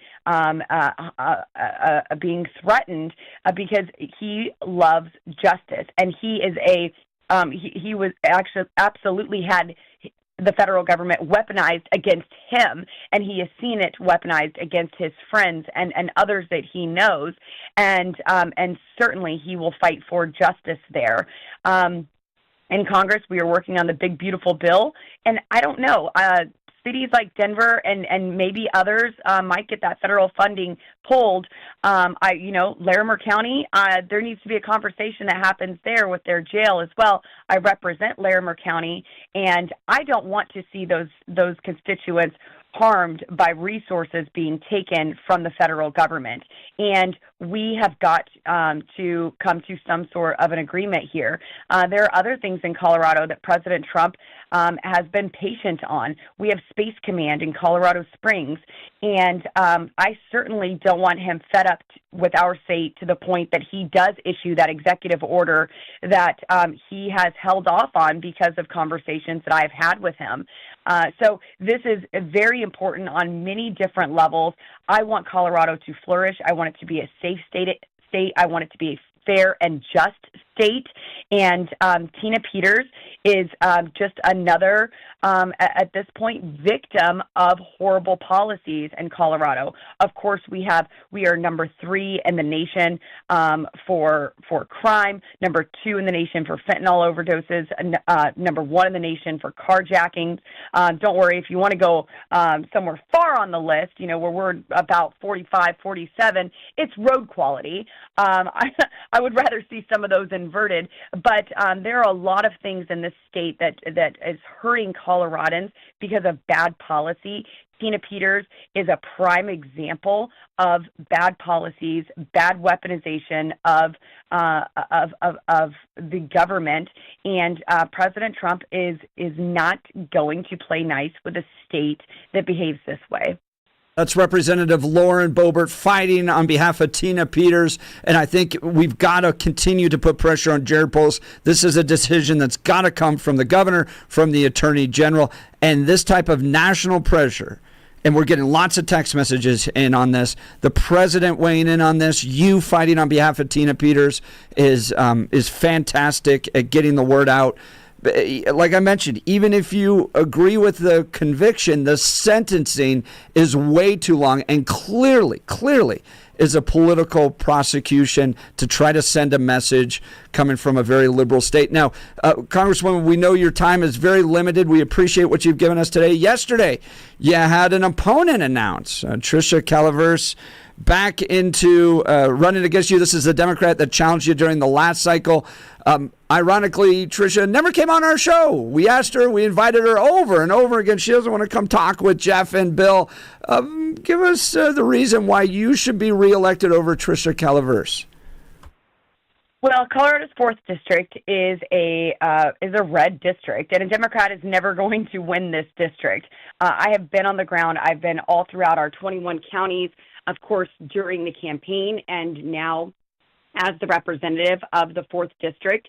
I've been working hard for them, working to get even federal agencies like the Small Business Administration moved from Sanctuary City, Denver, to Douglas County. And we've been working on water storage. We've been working and fighting for our farmers and ranchers and so much more. I'm on the ground each and every day doing the work of the people. I'm not afraid if Democrats want to waste their resources. Once again, I'm happy to siphon some of those away and give Gabe Evans a better run at the 8th district, because that's a seat that we really need to be focused on. I mean, they spend millions trying to unseat you. They did that over in Congressional District 3. It never happened. They're trying to... And 4 right now. It's why we support and really appreciate everything that you do. You're a real fighter out there. And the fact you get so much opposition against you means you're over the target. Representative Boebert, thank you for what you're doing on behalf of Tina Peters. Thank you for what you're doing on behalf of law and justice in this state, and taking time to join the Jeff and Tori Ganahl show this morning. It is wonderful to be with you, Jeff and Tori. I hope y'all have a great rest of your show, and everyone stay focused on Tina and other things that are wrong in our state, and make sure that your voice is heard. Our Republicans down at the state capitol need your help as well when there's an opportunity to testify on bad bills like the SB 3 bill, the gun bill that we saw, which is also something that I have been in communication with the DOJ, with Pam Bondi, our Attorney General, and her Second Amendment Task Force in regards to. So make sure your voice is heard for those bills that are passing, that have passed, that have been signed into law. And then, of course, those committees that are coming up, because they need your voice, your testimony at our state capitol. It's your house, Colorado. Make sure that they know that you do not want your Second Amendment infringed on. You want to protect our children, and you want Colorado to be Colorado again.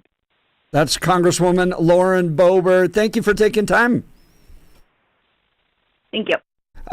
Now, again, I've invited Trish Calaverse, her opponent, her Democrat opponent, at least running in the primary right now, to come on the Jeff and Bill show. We're a right, left, center show. I mean, Bill is no crazy right-winger. So come on the show, Trish Calaverse. We're the most popular show in your district. And she never comes on it. So thank you. Don't be scared. Come on in. Don't be scared. We're not going to throw things at you. Well, not immediately, no.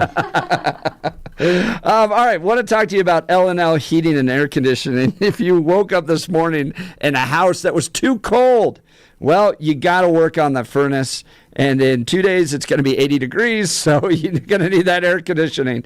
And we, in our house, had that breakdown, and it's a real problem, right? So get it fixed. L&L heating and air conditioning came to the Hunt House. I can tell you personally, they nailed it, got it done all in one day. So 1 day installation, no stress, personal service from start to finish. And they even followed up to make sure everything was perfect. Now our home is finally comfortable no matter what the weather. And with L&L heating and air conditioning, we get even more peace of mind. Free programmable thermostat or carbon monoxide detector with new furnace or air conditioner installation. No emergency charges. They're not going to jack up that price to come out and deal with your emergency. $0 trip fee. Price match value guarantee on equipment. Free estimates. Licensed and insured.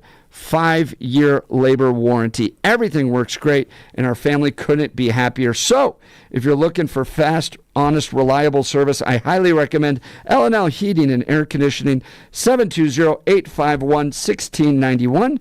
That's 720-851-1691. Online at bestdenverhvac.com. That's bestdenverhvac.com. I'm sure glad we called them. That number again, 720-851-1691. Lots of text messages on this one going, look, quit characterizing Tina Peters as a political prosecution. She was indicted by a grand jury, charged and prosecuted by a Republican DA, and sentenced by they think a Republican judge. I don't know. I don't think he's a Republican judge. But they're saying she's unrepentant, and that's why she got 9 years. Guys, 9 years. All right? Probation, maybe 30 days. We heard that yesterday. Maybe 30 days was appropriate for Tina Peters. But 9 years in a state that gives probation to child rapists. And then when Jenna Griswold breaks the same law, and the law doesn't require intent, guys. If the passwords are out there, it's a violation of law. And if Jenna Griswold's going to get nothing, no charge, not even a slap on the wrist, and she gets to run for attorney general, guys, come on, read the truth here. The dichotomy is delusional, and a lot of that is just because people refuse to see the other side of things. Yep. I mean, 9 years. 9 years. I've seen guys do some pretty horrendous stuff and got way less than that. Yep. Yeah, you can't sit there and say that this didn't have a political smell behind it. Well, and then you get folks that go, well, we got to send a message. We need to be very clear that you can't do this. And we don't want Tina Peters back in office. Okay. Well, she's put there by the people. So if you're concerned she's not going to be back in office, well, then there's an election. You get the people to vote on that. They get to determine that. Not you. The voters do. Okay? And to Lauren Boebert's point on this, not a single vote was ever changed. There wasn't any election fraud. You can hammer her all day, Tina Peters, on who she brought in and misrepresentation of that person. Okay, I get it. That's a fair critique. You're going to send a person to jail, a grandma with zero criminal record, and a son who died serving this country to 9 years in prison? This is political prosecution, guys. Political prosecution and sentencing. And she shouldn't be serving 9 years, and Donald Trump's exactly right on this. All right, we'll get to phone calls and texts. You're listening to the Jeff and Tori Ganahl Show on News Talk 710 KNUS.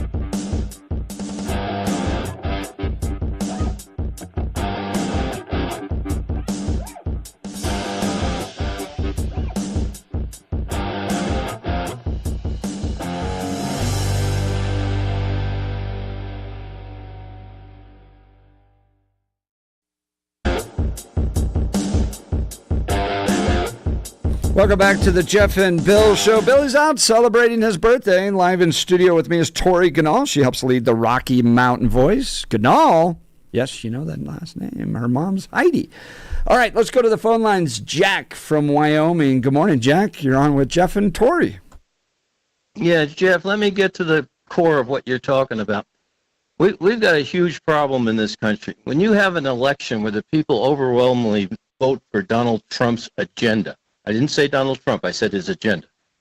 And when he goes to implement that agenda, and when these liberal judges on the county and state and federal levels try to interfere with that's a separation of powers issue, and this should not be tolerated. You have examples like with Charlotte Sweeney, who said, I'm going to become a judge to stop Donald Trump. Yes. Yes. And no one elected her. That's exactly right. But if we don't get a handle on this and call it what it actually is, and that's election fraud, because my votes are being stripped from me and everybody that voted for Donald Trump's agenda, when we get these tin horn liberal judges on all the different bench levels that think they can turn around and interfere with that. They can't. They're not allowed to do that. Nobody voted for them in the first place. So it's controlling. Donald Trump was elected, and it's controlling. His agenda is controlling. They are not allowed to interfere with that. I don't give a hoot. And they're not making constitutional arguments. I mean, they have laid out their agenda. She became a judge to stop Donald Trump. That's what they're doing. Jack, great call from Wyoming. I appreciate it. Let's go to Barney Buena Vista up in Buny. Good morning, Barney. Yeah, don't let me. We don't want to talk about Buena Vista the way I would talk about it. But before I go ranting and raving and you kick me off the air, I wanted to say something about Stephen Tubbs. I miss that guy, and I think he was on ABC News when I was in North Carolina. I come back to Denver, and all of a sudden he's on KOA. But I just always liked the guy. I'm sure he hated when I called him. Like, the hair would stand up on the back of his neck. But I really like the guy. I just can't help it. He's just a good guy. He is. Absolutely. But, by the way, Charlotte Sweeney, your name rhymes with something, your last name. You're aware of that, aren't you? That's pretty much what she is. Not to sound childish, but yeah. Tina Peters, they on purpose, but the text that came in, that had to be Tony. That's got to be the biggest jerk-wagon text. Like, hey, Tony, you've obviously never sat on a grand jury or seen what they can do. You're full of crap, buddy. Yeah, they could actually convict you of being so ignoramus.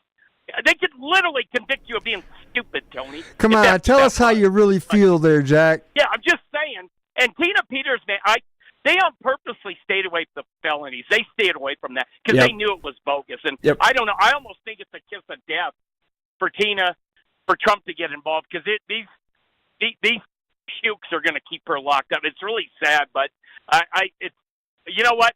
Not real impressed with our judicial system worldwide. I mean, it's a joke, but anyway, Billy, by the way, are you sure Billy wasn't at that Meta Gala thing? I'm sure I saw him standing there with Madonna with the cigar over. That's why he had to take the day off. He was recovering from the Met Gala. The shame that this guy, that's just shameless. Anyway, Jeff, I love you. Thanks, Barney. Hey, swing by Jan's if you're in BV. Go get some good breakfast there. Oh no, we're already headed the other way, buddy. Going to Cortez. So. Oh, Cortez is Colorado's best kept secret. Yeah, I don't know, buddy. When you drive a truck and you run the mountains for 38 effing years, you kind of hate everything up there. I'm just saying. I want to go to Kansas. That's where I want to go. Take a bulldozer to these mountains. My mom would kill me. She'd roll over in her grave. But love you. Take it easy. Thank you, Barney. Always fun to hear from Barney out on the road today.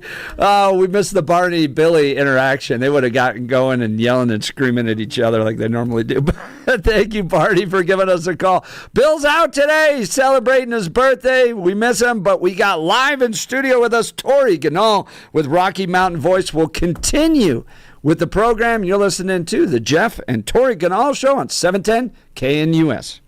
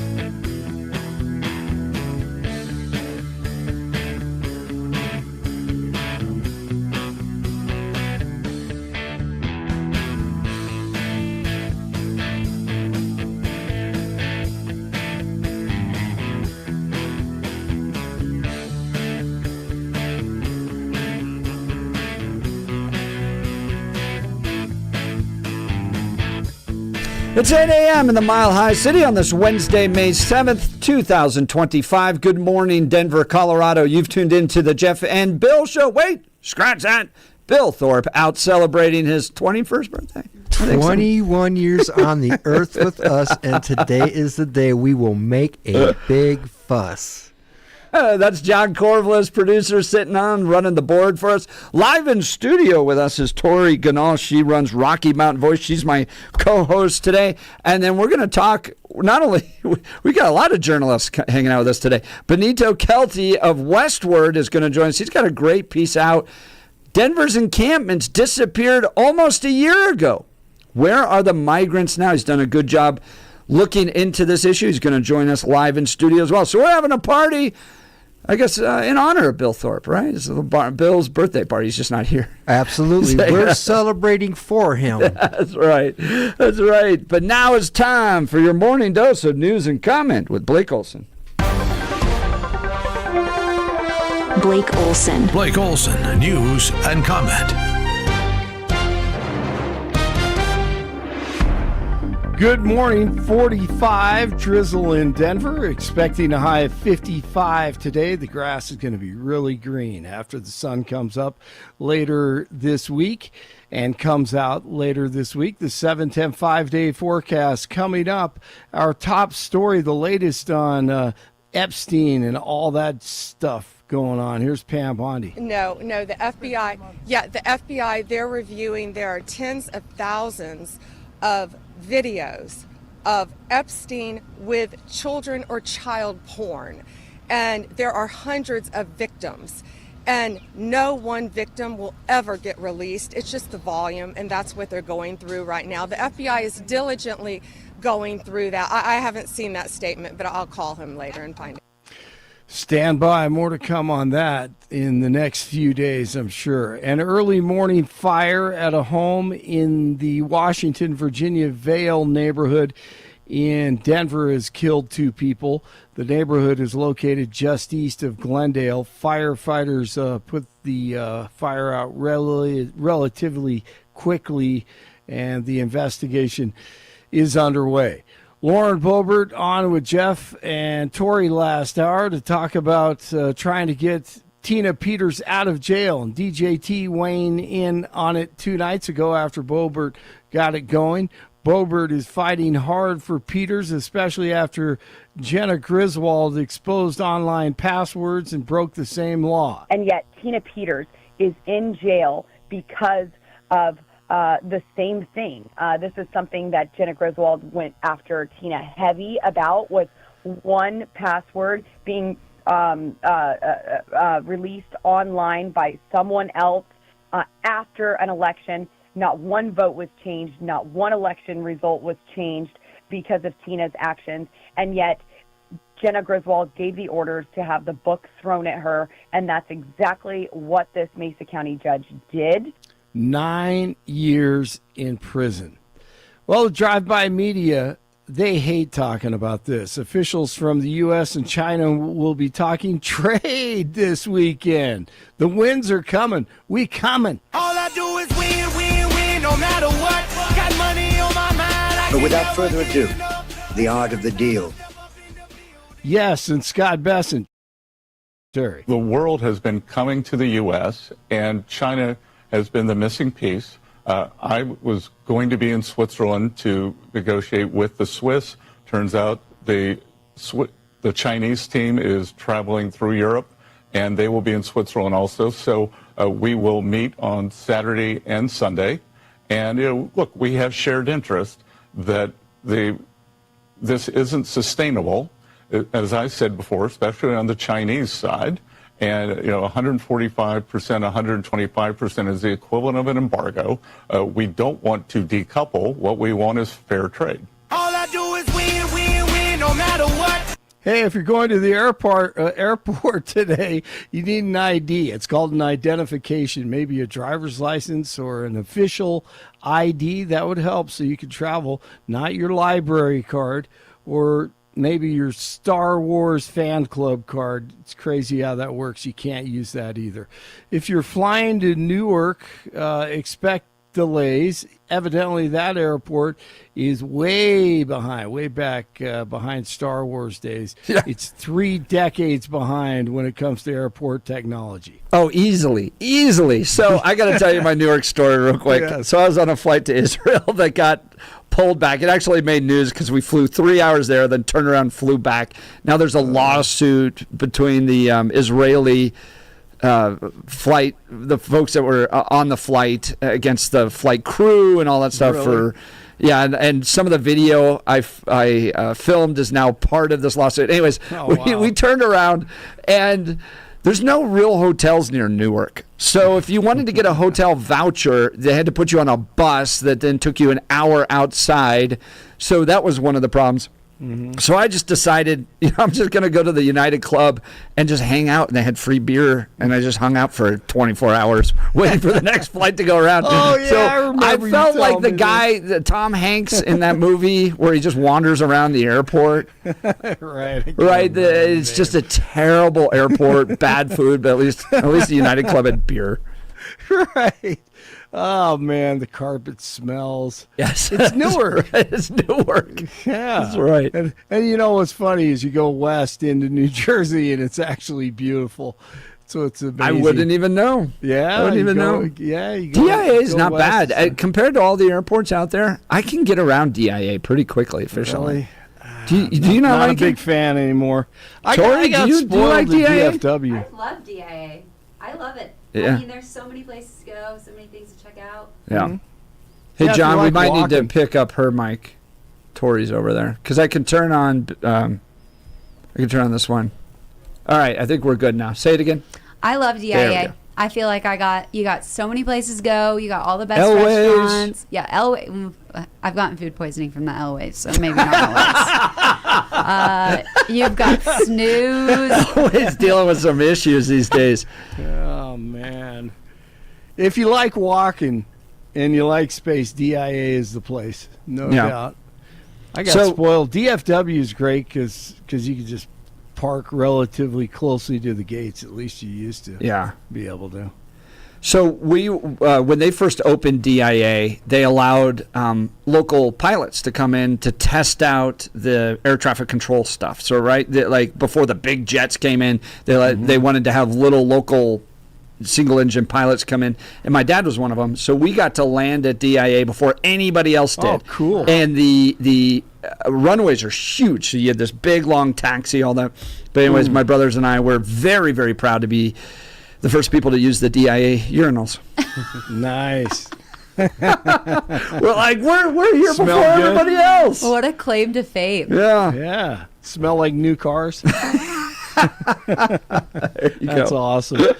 Man, this is crazy. Here, a woman is dead after being attacked by an alligator in a Florida creek. But then the elderly man that we talked about earlier, also in Florida, and his dog were killed by a bear in southwest Florida. So you have gators and bears in Florida. Be on the lookout. R&B legend Smokey Robinson is being accused of sexual assault by 4 of his former housekeepers. The 4 women submitted a $50 million lawsuit on Tuesday alleging sexual assault, and it also names Robinson's 85-year-old wife. Man, 50 mil. Yeah, what? I don't know what's going on here. The singer is not yet responded to the housekeepers? lawsuit. Really? Speaking of Tommy Boy. Housekeeping. Oh, yeah. Remember that? You guys are on a movie kick today. Yes.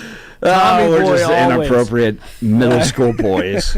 Yes, you It need never to see ends. it, Tori. Need sleepy. Go away. Fat guy in a little coat. Fat guy in a little coat. That's my theme favorite song. scene. It's the best. It is the Benito's best. wondering what he walked into. That's right. He's like, the Westword offices aren't this crazy. What did you do? In Aurora, 41 in Golden, 45 in Denver. Jeff and Tori continue. Billy is out for his birthday. Oh, yeah, it's a National Translator Day today. So Trans Day? Falls on Is that what Billy's? translator. So, okay. if you don't understand Billy, you need a translator. It falls on his birthday. So happy birthday to Billy. Blake Olson, News Talk 710 KNUS. A storm system to our south will pump upslope winds into the Front Range today, tonight, and into early Wednesday, bringing more occasional chances of rain and thunder today, tonight, and tomorrow. Upper 40s and near 50 today with occasional rain, a little bit of thunder. Rain tonight, fog, lows near 40. Showers will continue Wednesday, highs near 60. Warming to the mid to upper 60s Thursday with a few showers, warmer for Friday and the weekend. Weather sponsored by Colorado's Best Roofing, reminding you to protect your home from the harsh Colorado weather and schedule your free no-obligation roof inspection today at roofingcolorado.com. That's roofingcolorado.com. Meteorologist Don Day in the 710 KNUS Weather Center.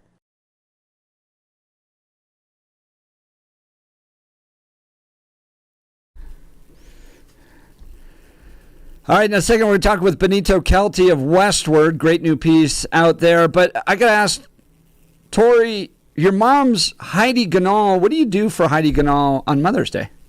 You try and get her to relax. Do you try to get her to relax a little bit? Yes. So hopefully she's not listening. I know she's in a meeting right now, so she won't hear this. But I'm taking her to get one of those Japanese scalp massages. Oh, that'll be nice. Yeah. So we try and get her to just chill. Well, on Mother's Day. She's a serial entrepreneur, so I should constantly go and starting new businesses.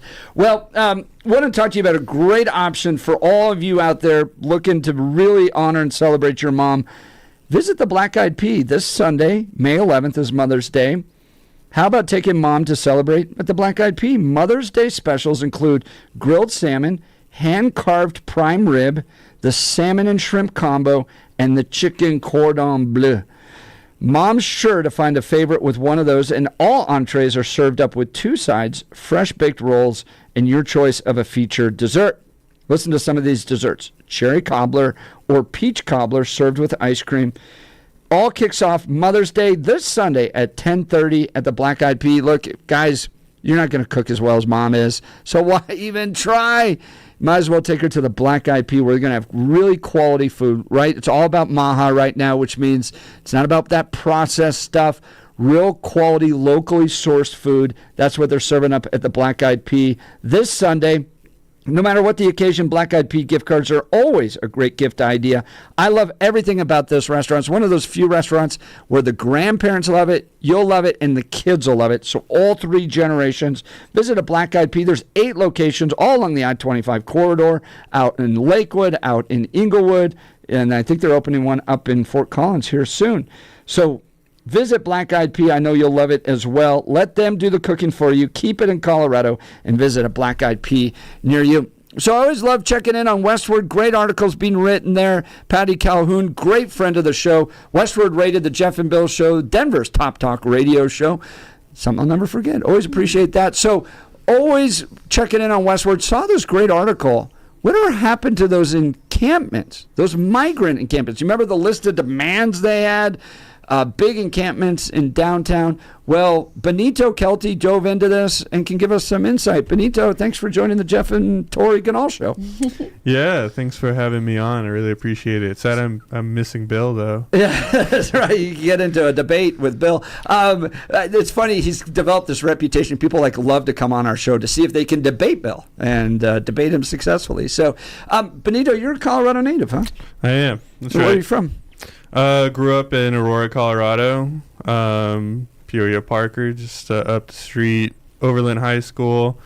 Yeah, really proud of it. Yeah, I mean, it gives you insight into the changes you've probably seen in Colorado over the years. Oh, yeah. Yeah, for sure. And there's a place that's definitely changed. Yeah, you wrote this piece. Denver's encampments disappeared almost a year ago. Where are the migrants now? Let's talk about it. What'd you discover? Yeah, well, kind of the first thing I discovered is nobody really has a very solid, detailed idea of, where all the migrants that came through Denver are. According to the Denver Mayor's Office, we had 43,000 since December 2022. This is when former Mayor Michael Hancock declared an emergency because, he was having to use rec centers to shelter migrants for the night. Little did Denver know that was really just going to be kind of the tip of the iceberg, that was going to be having to do that basically for a year and a half. But from that point in December 2022 to, even just now, the tally is there about 43,000 migrants came through, and about half went to other cities. About half stayed in the metro area. But the city, they kept data, but the city of Denver didn't keep track of Luis or Raul is now at this apartment in this city at this address with this job with this income. They helped them, and then the migrants went on their own. So there's no real-time data of where the roughly 20,000 that stayed in the metro area are. Nonprofits were a big part of it. So kind of the two key ones were Papagayo and Vive Wellness. And what they did was they helped put them into apartments. They gave them housing assistance, which generally includes paying rent, paying deposits, paying, whatever application fee, and then getting them into that apartment. And so Papagayo and Vive Wellness will tell you, a lot of those 20,000 found housing somewhere in the metro area, either by themselves or with someone else. But again, not a detailed of we know exactly where everybody is. So, I know they're not on the street. If I drive around looking for a migrant encampment, I couldn't really find one. But a year ago, I used to be able to anytime I needed to. Here and there, you see window washers. I think still, maybe sometimes people selling roses that are Venezuelan migrants, but they're not really on the street like they were. And nobody has a solid idea where they are, but in theory, they should just all be in housing somewhere across the metro area. Well, that's Benito Kelty with Westword. Now, Benito, you is there a sense that some of them have returned home back to their country of origin? Or, as you mentioned, about half have moved on, half are still here. What are you hearing from the immigrant community about the election of Donald Trump, Tom Homan, ICE raids, DEA? Are they taking the CBP One app home and taking the $1,000? In your reporting, maybe they're just keeping their head down. What are you hearing from those communities? Yeah, since Donald Trump's been elected, the few Venezuelan migrants that I have talked to for reasons they've started a baseball team and they're out, or they found work and I've been able to follow up with them. For them, it's kind of the latter. They're kind of keeping their head down. I haven't heard of any stories of someone going back to Venezuela, but I wouldn't be surprised if that's the case, especially like you mentioned, the $1,000 offer, that the Trump administration is offering. I think it's largely, trying to keep your head down, but at the same time, it's important to realize that the city of Denver brought a lot of them into housing, last year before the election. So it's hard to kind of, delineate when you stop seeing migrants on the street. But, I haven't heard anybody say exactly I'm not doing this or going out because I'm afraid of the Trump administration. Typically the line that I hear is yeah, these are scary times. But I don't hear them say something no, I'm not going to go out. For me, from my perspective, it's just that a lot of them found their way into housing or a way to not be visible even before Trump was elected. Maybe in anticipation of Trump's election, but for me, they came in a lot sooner. Tori Ganahl has a question for you. Benito Kelty of Westword. Go ahead, Tori. So I remember reading, maybe this was probably about a year ago now, that some of the migrants were going into the city of Denver, or I don't know who exactly paid for them, were buying out hotels or maybe abandoned apartment buildings or stuff that wasn't filled. Have you done any research on that, or found that are those places still occupied, or have those been eliminated now that people have found more permanent housing. What does that look like? Yeah, so the hotels, there's a point where the city had as many as 10 hotels where what they had done was city council pass basically like a budget or like an allotted amount where they could buy out the rooms individually, and basically that way kind of buy out the hotel and turn them into these migrant hotels, these like shelters, where each migrant had their own room. Roughly in from April to July of last year, the city of Denver began the process of shutting these down, and so there were like 10. You might have seen some on I-70 in Peoria. The Comfort Inn that's there was used. There's some on Tower, some on Federal and 6, but those have been shut down. Some of them are being reused as hotels. Like the one on Federal and 6, you'll see is still is now being used as a Comfort Inn or whatever it was. But like the one on Zuni and Spear, which is really well known, in a place where like there was always a migrant encampment surrounding it, you see that it does look more vacant. But either way, neither of them are being used as migrant shelters. I have seen some comments online saying, this seems like it's a migrant hotel, but the bottom line is that the city isn't funding anymore of these. It isn't buying out rooms and putting migrants in. I don't think the hotels that were there before have gone out of business, or the buildings are now dilapidated. I can't imagine it's probably easy to shift from being a migrant shelter to being a hotel again. However, the migrant hotels, they're not really still out there. There may still be Venezuelan migrants living out of hotels. I know in that Peoria and I-70 area, you will still see a lot of Venezuelan migrants. I've talked to some that are still out there. Sometimes they'll be out there with signs asking for money, washing windows. Sometimes they'll just be kind of walking around, and some live like around that hotel. There are 2 hotels there, and so you'll see that a few live there. And there's also a homeless micro community there. Anyways, that's all to say that the city shifted out of those. The buildings are still up and running as hotels mostly, but you will still see some Venezuelans in that area. Hopefully that touched on it. I was trying to... Yeah, I wonder, is it because the city ran into financial problems that they're kind of shutting down some of these migrant hotels? Because we know there's a budget deficit. They had to cut some services in other areas. Common Sense Institute saying that the city spent somewhere north of $300 million when you look at all of the costs, education, healthcare, housing, all of that, spent quite a bit of money. Or are there just fewer immigrants that they need to house, that they found alternative housing? What is the reason why you're seeing some of these migrant hotels shut down? Yeah, so February last year, the Denver mayor announced that the city is going to have to cut recreation center hours, going to have to cut DMV hours because so much money was going towards trying to house these migrants.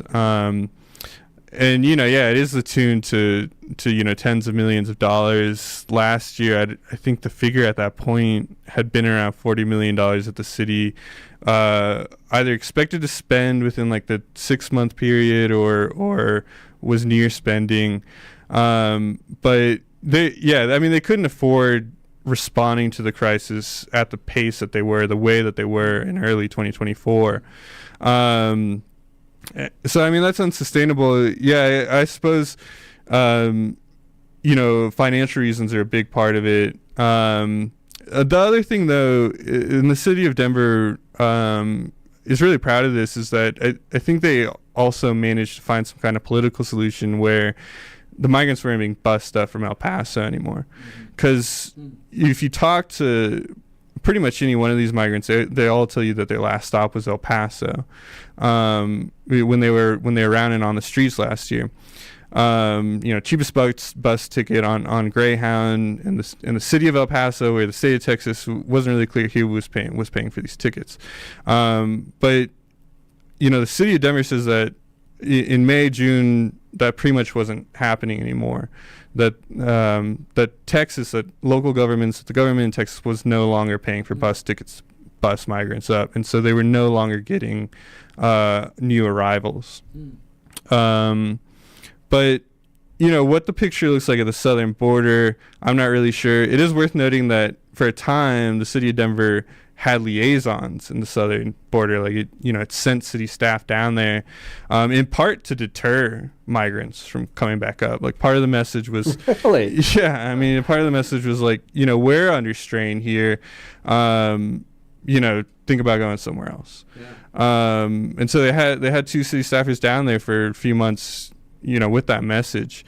And there was a time where the city of Denver, they were saying that worked. And I'm not saying that seems unlikely, but I remember when those city liaisons first came back, they were at a city council committee meeting, and the message was that this is working. That when we go down there and we tell them that we don't have as many resources as you think, that they were seeing this trend of fewer migrants coming. So it could have been a combination that the city of Denver figured out something with whoever was busing them up from Texas to stop that, and it could have been that the city of Denver was running out of money to house them. I think either way, they would have been really hard to keep responding to the crisis that way for a long time. But when you ask why fewer came up, I think it's just because the busing stopped. That's Benito Kelty. He's got a new piece in Westword. Denver's encampments disappeared almost a year ago. Where are the migrants now? Look, I threw parties in high school, and I remember you would invite people, yeah, come on over. You wanted to have a good collection of friends at your party, and then all of a sudden, the word got out. In fact, too much of the word got out, and now you're having to shut the door and keep people out because I had a few hundred people show up one time at one of the parties I threw. I got in a lot of trouble for that. But I always felt like Denver puts up this big banner outside the Civic Center Park under Hancock. It says, "We heart immigrants." And then they got to send people to the party to go, but not that much. They ran into an actual practical math problem. Yeah. And they did literally have a banner that says, "We love immigrants." Yeah, I don't think the city of Denver would deny that, too many were coming up, but they stand by this welcoming city image. Right. That's the big thing for them. Yeah. Well, that's Benito Kelty with Westword. We're going to continue our conversation. One of the aspects I found it fascinating was when you tried to connect with some of the immigrants you had messaged before via WhatsApp and no longer there responding. So we'll continue our conversation. You're listening to the Jeff and Tori Ganahl Show. Bill's out. Tori's live in studio co-hosting with me on News Talk 710 KNUS.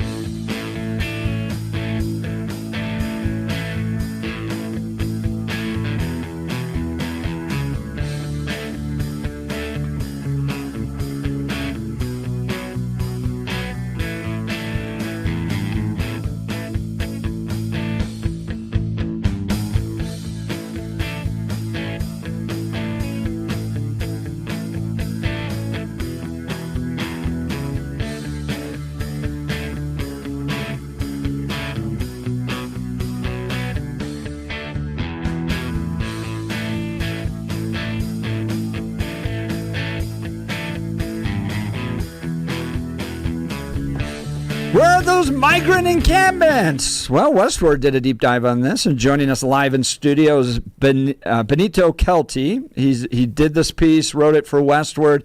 My co-host today is Tori Ganahl. Bill's out, but Benito, in this article, you talk about how in your previous reporting you developed friendships with a lot of the immigrants, and via WhatsApp, and then all of a sudden they're gone. Huh? Right. Yeah. Very unfortunate. Yeah. During the time that I was, covering encampments, going to encampments, naturally, I wanted to keep in touch with people. Part of it was I was expecting this problem where this encampments weren't going to be around for too long. I expected that, I wasn't always going to have access to, people on the street that could help inform my stories. So I was taking their phone numbers, and a lot of times we communicate through WhatsApp. I mean, pretty much always. I can't think of any exceptions to that. I wrote stories about these migrants after I got their information. I write stories about the journey they took up from Venezuela. I would write stories about them trying to reunite with their family, getting jobs, getting kicked out of shelters. Over the course of the 2 years, mostly since last year, these WhatsApp numbers have gone disconnected. So you'll be in your contacts, they won't have an image anymore. They'll you'll message them, you'll see that the message doesn't go through, and it's hard to say what happened, whether or not this is they disconnected because they don't have a phone anymore, whether they're trying to keep low. Maybe everybody told them to stop talking to the media, and so they blocked me. I really don't know. That happens to me a lot. Right, it wouldn't be surprising. But no, I had great connections with these, with these migrants, with the Venezuelan migrants. And over time, they disconnected. One of them I remember well. His name was Raul Mendoza, and I wrote an article about him where he apologized to the city of Denver for being a Venezuelan migrant that's taking up city resources, and he kind of explained I'm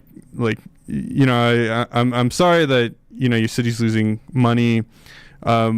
We're in this desperation mode, and I appreciate the ability to understand what we're going through, but we're pretty much doing anything we can to survive. Anyways, that was a person I wrote a few articles about, and I would say towards the end of last year, wasn't able to get a hold of him anymore. So with people like that, you just wonder where they are. What happened, maybe they were deported, maybe they did go back to their country, maybe they're still here. Hard to say, but it kind of adds to the whole, mystery of just, what happened to them exactly, since they came off the street. Yeah.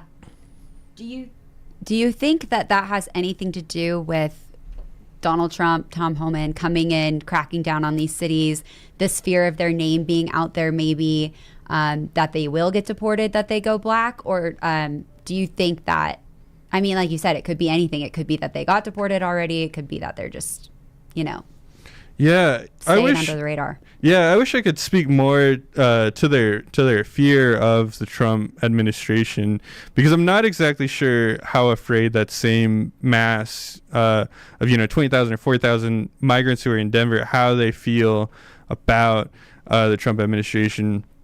They'll mention that they're scared, but they won't necessarily say, I've stopped doing this or that because I'm scared of getting deported.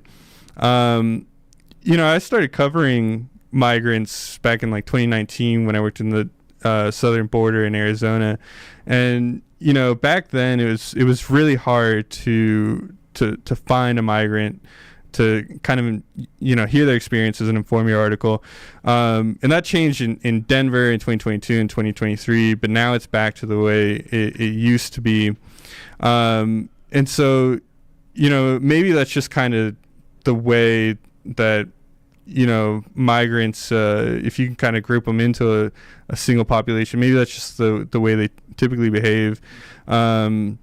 But, another characteristic of them is that, they've always been willing to take risks. And so they've never been afraid of, like, saying their name. They've never been afraid of saying, where they came from, why they left. But it's hard to say. Another thing, too, about the name thing that's worth mentioning is, a lot of them have, like, 4 names. Like, they'll be like Jose Raul Mendoza Gomez. And so a lot of times they have no problem giving you just the 2 names. And so that reduces, like, the risk of getting caught. Anyways, those are all kind of the things that I wonder.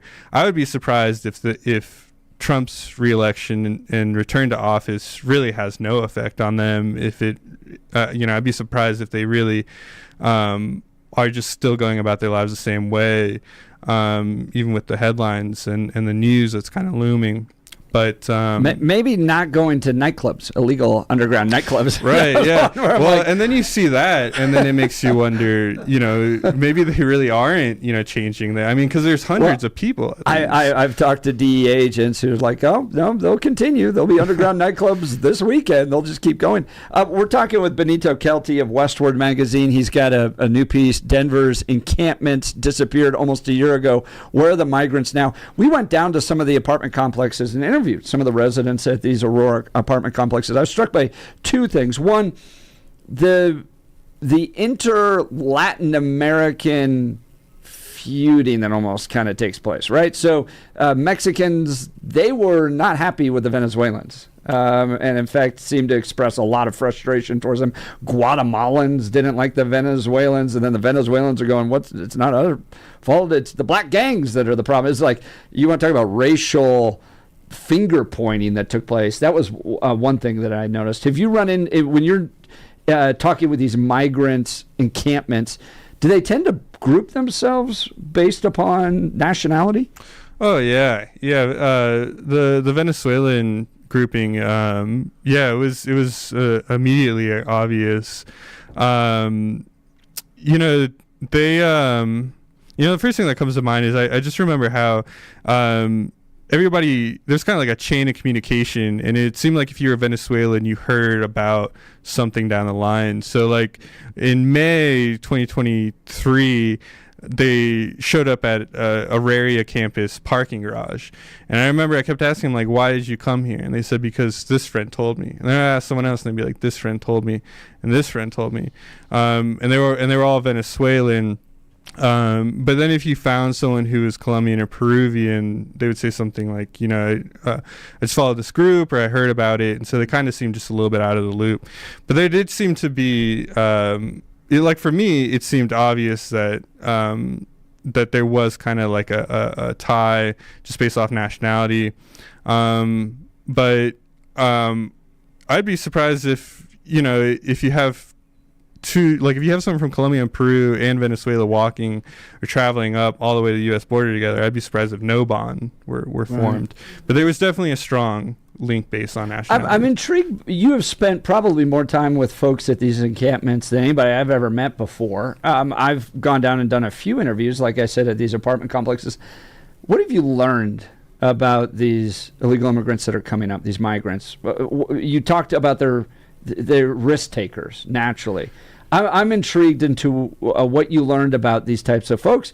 Are they gang members, or are they just workers trying to come up here? There's a raging national debate right now about the type of person these people are. Tell us about it. Yeah, most of the people that I met were parents, for one. A lot of them were parents. I think almost unanimously all the people that I met were parents. Never met any gang members. That's not to say that there aren't gang members with them. Even they'll tell you that the people that we were running from in Venezuela are here with us. Like, we didn't get away from them. They'll say that themselves. But I've never met a gang member. do people say that when they introduce themselves? So I don't know. But anyways, a lot of them are parents, a lot of them are family. A lot of them, the jobs are very diverse just among them. I remember meeting people who told me that they were aviation engineers, they were cops, they were construction workers, they were maids. So a lot of them had all these different jobs. A huge variety of age too. Some of them were in their 20s, some of them were in their 40s. I guess none of them were elderly. None of them were like 50, 60. Yeah, they came from all different parts of Venezuela, they all had different kind of stories of how they came up. For a long time, I was hearing, before I was really going to this encampments, talking to people, I was hearing that the tale was that they would walk all the way up. A surprising amount seemed to have had some ability to like bus or even fly to certain parts, and then continue the journey from there. A lot of them really just liked Mexico. A lot of them related to me like what sounded like kidnapping or like extortion. A lot of them complained about the police in Mexico. But if you ask them like, what were the worst parts? A lot of times you'd hear Mexico. A lot of times you would hear like South Central America around the Darien Gap. But they said they loved Americans. Americans always treated them really well. The people here were nice. I would say later on, maybe now and then you'd hear some people relating experiences of people yelling at them. But for the most part, they were really happy with the treatment they were getting from Americans. That's Benito Kelty of Westword. We're going to continue our conversation with him. He's got a new piece. Denver's encampments disappeared almost a year ago. Where are the migrants now? This population is well positioned to quickly self-resolve episodes of homelessness with the intervention of move-in assistance for market-rate housing, the city said in its newcomer playbook. Well, whatever ended up happening to them? We'll continue this conversation. You're listening to the Jeff and Tori Ganahl Show as Bill is out on 710 KNUS.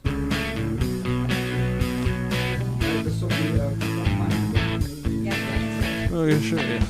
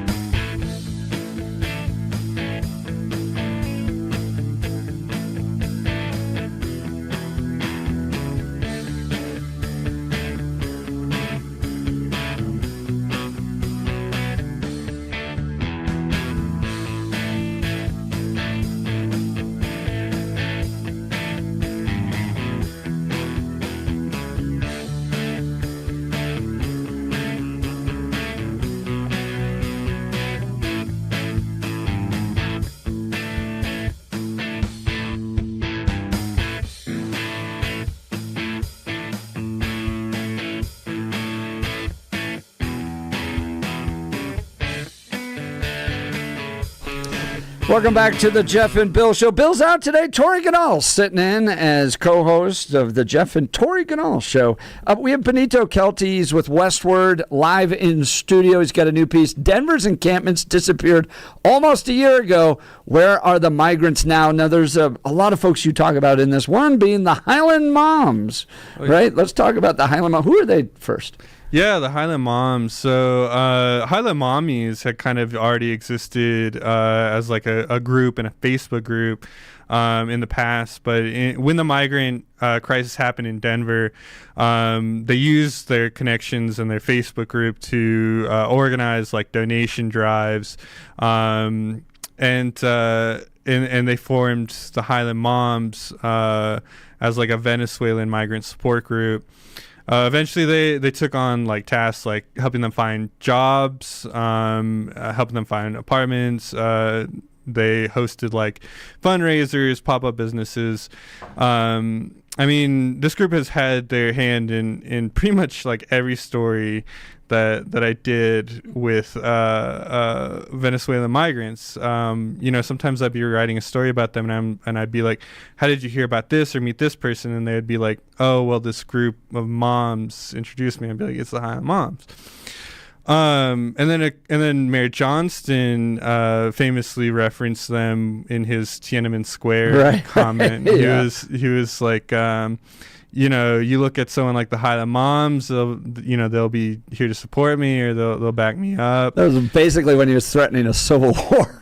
Right, yeah. And federal law enforcement. Yeah, and he said Highland Moms has my back in that case. And I think they're fully aligned with the Denver mayor. But yeah, they've been pretty visible just in the whole migrant crisis scene in Denver. Yeah, and that's Benito Kelty, who's with us from Westword, letting us know where the migrant encampments went. Mr. Kelty, I'd have to ask, do you think this is a combination of hide and seek, just moving on to someplace that's less intense, or also with getting help like with the Highland Moms, kind of like friendlies, taking them in and keeping them off the radar? Yeah, it's the case that I think they found somewhere where they can be. Like they have apartments, so there's no need to be out in the open. And there's not necessarily like anybody telling the government or the federal government that they're at these apartments. Right. In the city of Denver, they have a policy of, not sharing information with federal law enforcement. And nonprofits don't share that information. So, I mean, from my perspective, it looks like, if you're a Venezuelan migrant who came in the last 2 years to Denver, you have an apartment, you have a job by now, why go out and risk anything? So it could be hide and seek, and kind of in the sense that they're not all in like a group anymore, but they're in individual housing, individual units. But I don't think it's the case that the Highland Moms are housing any Venezuelan migrants in their place anymore. There might be a few here and there, but the amount would be negligible. I mean, it would just be a few. I think it's mostly they just have their own place where they can feel safe. But bottom line, probably still here. Oh yeah, I would say that's definitely the case that Venezuelan migrants are here, and then just based on my coverage, I would say it's the case that you probably still have like thousands. The mayor, the Denver mayor's office will tell you that there's still thousands in the metro area somewhere. That's Benito Kelty with Denver Westword. Check out his article. Denver encampments disappeared almost a year ago. Where are the migrants now? You can follow him on X at Benningen, Benningen. Give him a follow over there on X. He's covering a lot of the stuff that is part of the national debate taking place. Benito, thanks for taking time to join the Jeff and Tori Ganahl Show. Yeah, no problem. Yeah, thank you for having me on. All right, we'll continue. You're listening to Jeff and Tori on 710 KNUS.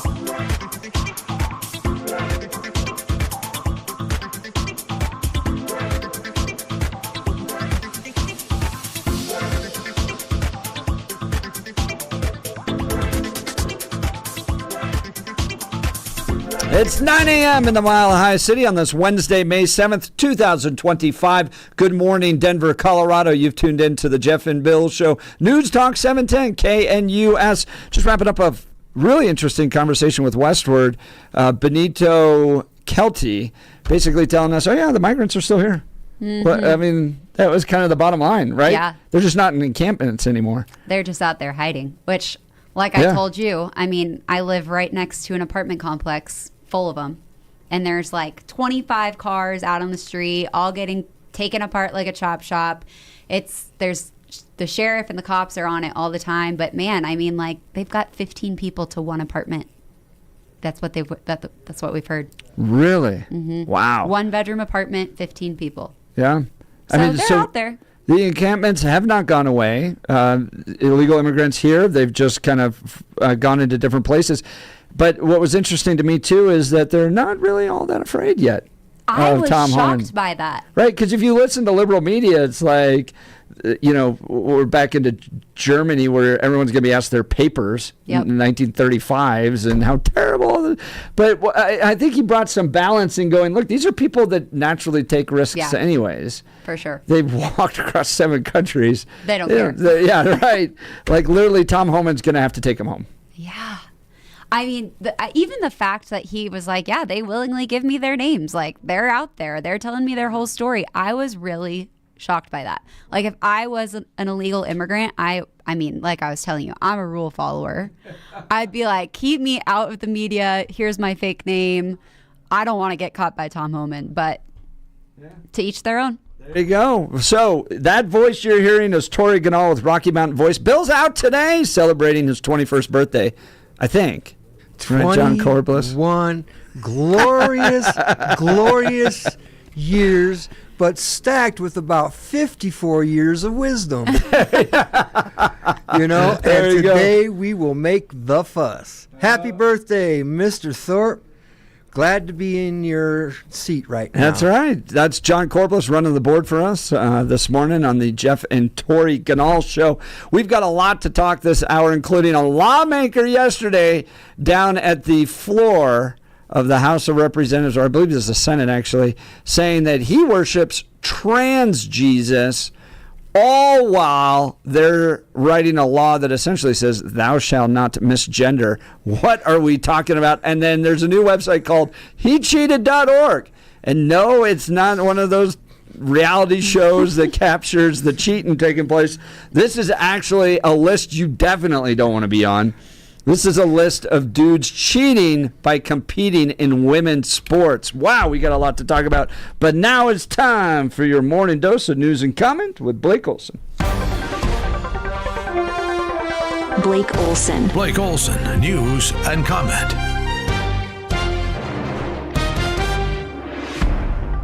Good morning. It's hump day. It's 45 degrees. Drizzle in Denver. It's starting to break up a little bit. Expecting a high of 55 today. The 710 5-day forecast is coming up. Our top story, an early morning fire at a home in the Washington, Virginia Vale neighborhood in Denver has killed 2 people. Firefighters put the fire out in about 30 minutes, but the house was full of smoke and unable to get to the 2 people in time. The neighborhood is located just east of Glendale, and the investigation is underway. Lauren Boebert on with Jeff and Tori last hour, in for Billy to talk about trying to free Tina Peters, and DJT posting about it and her jail time on Truth Social 2 days ago. Blake Boebert is fighting hard for Peters, especially after Jenna Griswold exposed online passwords and broke the same law. And yet Tina Peters is in jail because of the same thing. This is something that Jenna Griswold went after Tina heavy about, was one password being released online by someone else after an election. Not one vote was changed, not one election result was changed because of Tina's actions, and yet Jenna Griswold gave the orders to have the book thrown at her, and that's exactly what this Mesa County judge did. And she's serving 9 years in prison. James Comer said Tuesday all the Epstein files may be missing. AG Pam Bondi. No, the FBI, the FBI, they're reviewing, there are tens of thousands of videos of Epstein with children or child porn. And there are hundreds of victims. And no one victim will ever get released. It's just the volume, and that's what they're going through right now. The FBI is diligently going through that. I haven't seen that statement, but I'll call him later and find out. And the lame brain media, they hate talking about this. Officials from the U.S. and China will be talking trade this weekend. Treasury Secretary Scott Bessent on Fox last night. The world has been coming to the U.S., and China has been the missing piece. I was going to be in Switzerland to negotiate with the Swiss. Turns out the Chinese team is traveling through Europe, and they will be in Switzerland also. So we will meet on Saturday and Sunday. And, look, we have shared interest that this isn't sustainable, as I said before, especially on the Chinese side. And, 145%, 125% is the equivalent of an embargo. We don't want to decouple. What we want is fair trade. All I do is win, win, win, no matter what. Got money on my mind. The art of the deal. I don't do it for the money. I've got enough, much more than I'll ever need. I do it to do it. And then there's Mike Pence. He likes the cheap crap from China. Who cares if they're ripping us off? He said that cheap goods was not a part of the American dream. Well, I'm somebody who spent almost my entire life in public service. We lived on our paycheck while we raised 3 kids and put 3 kids through college. Cheap goods are a big part of it. I think we ought to be candid about that. All I do is lose, no matter what. I pump it 7 times. We want is reciprocal tariffs, okay? It's guys like him that'll grow poverty, Mike Pence. Hey, if you're going to the airport today, you need what they call an ID, identification. Maybe a driver's license or an official ID that you get from the DMV. Not your old Blockbuster card. What do you think? I got my Starfleet ID. I mean, that kind of looks like a Space Force ID. You think maybe that'll slide? You know what? Billy would love that, a Starfleet. Why don't you leave that on the desk by the board for Billy on his birthday? So Starfleet, what is that exactly, John? That is Star Trek. Every Gotcha. day of the year except for the 4th of May. So you're a Star Trek guy. I love it. Hey, John, if you're flying to Newark, expect delays because once again, I mean, this place is falling apart. That airport's technology is 3 decades behind. It's 44 in Aurora, 41 in Golden, 45 in Denver. Don't forget the Nuggets and the Thunder tonight in OKC, Game 2 of the second round NBA playoffs. They try to up their lead to 2-0. Jeff and Tori continue. Housekeeping? She'll come back in an hour. Housekeeping, you want some? Olson News Talk 710 KNUS. Although weaker, the upslope will continue, so we'll still have some chances of showers, a few thunderstorms. Temperatures today, mid to upper 50s and a lot of clouds. Watch out for some areas of fog early. Temperatures will be down to near 40 tonight with any showers or thunderstorms over by evening. What's up, Marky? Warming up to near 70 and partly sunny tomorrow. Hey, wait, An isolated late-day thunderstorm. before Lower 70s you Friday, continue. late-day thunderstorms.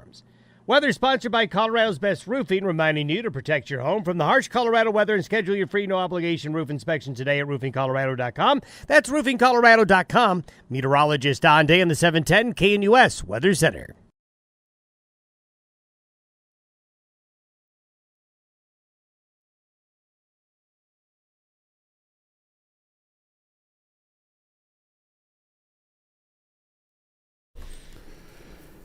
Bill's out today celebrating his 21st birthday. So Tori Ganahl's with us with Rocky Mountain Voice. Now, we've been talking lots of stuff today. The Alien Enemies Act and Supreme Court decisions. Tina Peters, Lauren Boebert joined us.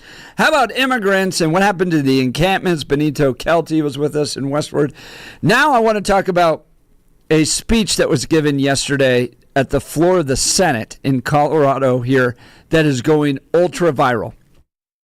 Now, we're all debating this House Bill 1312, this crazy transgender rights bill. I put that in quotations because it is it's a compelled speech violation. It threatens parental rights. It's wants to force everybody to abide by whatever somebody identifies as, and you can be brought before a government tribunal if you don't. So it's a crazy bill. That's why it's made national attention. Anyways, this lawmaker goes down to the state capitol, and they're debating it yesterday. And John Corbett, let's play the audio of this state senator. Email, I'm going to end it here, says, basically, I'm accountable to Almighty God because I'm standing up for equality.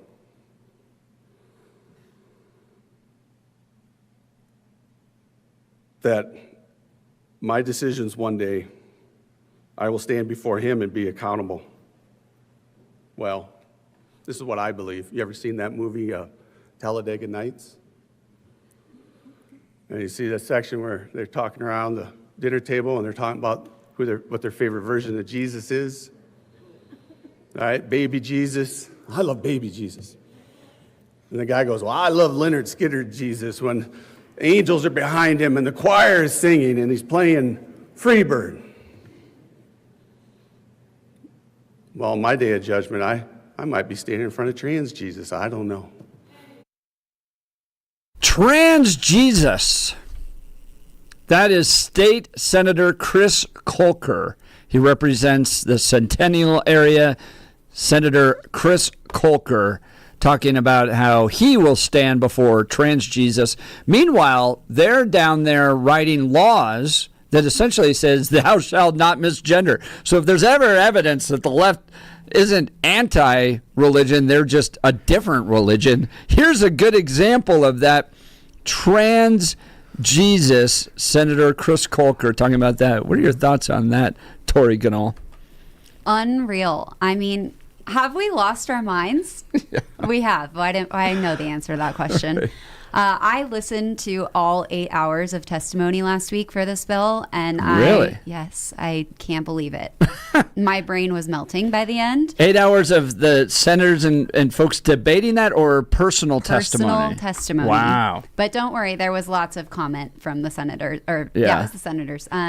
Judicial hearing. I would hope so. I'm sorry. This is absolutely ridiculous. Yeah. The only trans Jesus I can think of is the one on the Transfiguration. And honest to goodness, a lot of people better be taking a look at the book of Romans, chapter 1, around about the neighborhood of 21, because they knew God, but they did not see him for who he was or give thanks to him, but they think he turned futile, and they pushed the truth down to buy a lie. I'm sorry, that just sets me right off. I can't even... It makes me want to spit on the air. That's John Corbett sitting in running the board for Bill Thorpe. John, you're not wrong about it. No. So 8 hours of testimony. What'd you learn? I learned that, well, one, it still went through. So it doesn't really matter that there was over 700 people signed up to testify, most of which didn't even get heard. It just doesn't. They're going to make the decisions anyways. And obviously they don't care about religious freedom whatsoever. I mean, there was pastors, there was people sharing their own personal experience with losing custody of their kids. I mean, it was... Do you know why those decisions are made ahead of time? Have you figured it out yet? I mean, it sounds like you got an answer for me. Yeah, I came to the same conclusion you did. Yeah. Same, because I ran lobbying teams down at the Colorado State Capitol for years. Yes. Don't you think? Well, no, to a point, yeah. They are. That's exactly. So they're delivery folks. That's what your lawmaker is. Your lawmaker is not an independent thinker that drafts bills and comes up with ideas on how to improve their constituents. That's not who they are. They're delivery people. Is to go look at the supporters, the lobbying list. Yes. That's my favorite thing to go do. And when you see one of the other bills that I wrote about for Rocky Mountain Voice was the dietitian, nutritionist bill. And you go look at all of the lobbyists for the bill, and it's like every hospital organization in Denver. It's the like food banks, and you're like, why do these people care about whether a dietitian can practice or not? It's the same thing with this bill. You go look at all the people that are lobbying it for it, and you're like, wait a second. Yeah. Wait. No, this is written by the ACLU. Mm-hmm. And it's served up to the lawmakers. So here's how the system works, okay? Someone raises their hands that lives in a community and says, I'm willing to run for office. The ACLU, Planned Parenthood, hospital lobbyists, whatever. They all show up on these people's doorsteps and say, well, we're happy to give to your campaign. You know, I think that's honestly maybe the problem with Republicans in a way is we don't have groups backing us. I mean, it's not a problem. I think that's probably integrity. Yeah. But you know, we don't have ACLU knocking on our door being like, I'll give you $1 million to run for this position if you pass through this bill. Yep. And they can't do a quid pro quo, so they can't say, elect you and pass this. But what they do is they write a nice big check to Tori Ganahl and say, all right, Tori, run for office. Here's your $1 million check, as you mentioned. You get into office, knock on your door the next day, you know, Tori, we really need some help in this upcoming legislative session. In fact, you don't even need to write the bill. Mm-hmm. Here's the bill as it's written already for you. Then you go and, because I remember talking to Hugh McKean one time and going, Hugh, we were in the middle of a big debate over, I think it was parental rights or comprehensive sex education or something like that. We were down there fighting hard on this stuff. And I go, Hugh, who do you call when you want to negotiate an amendment?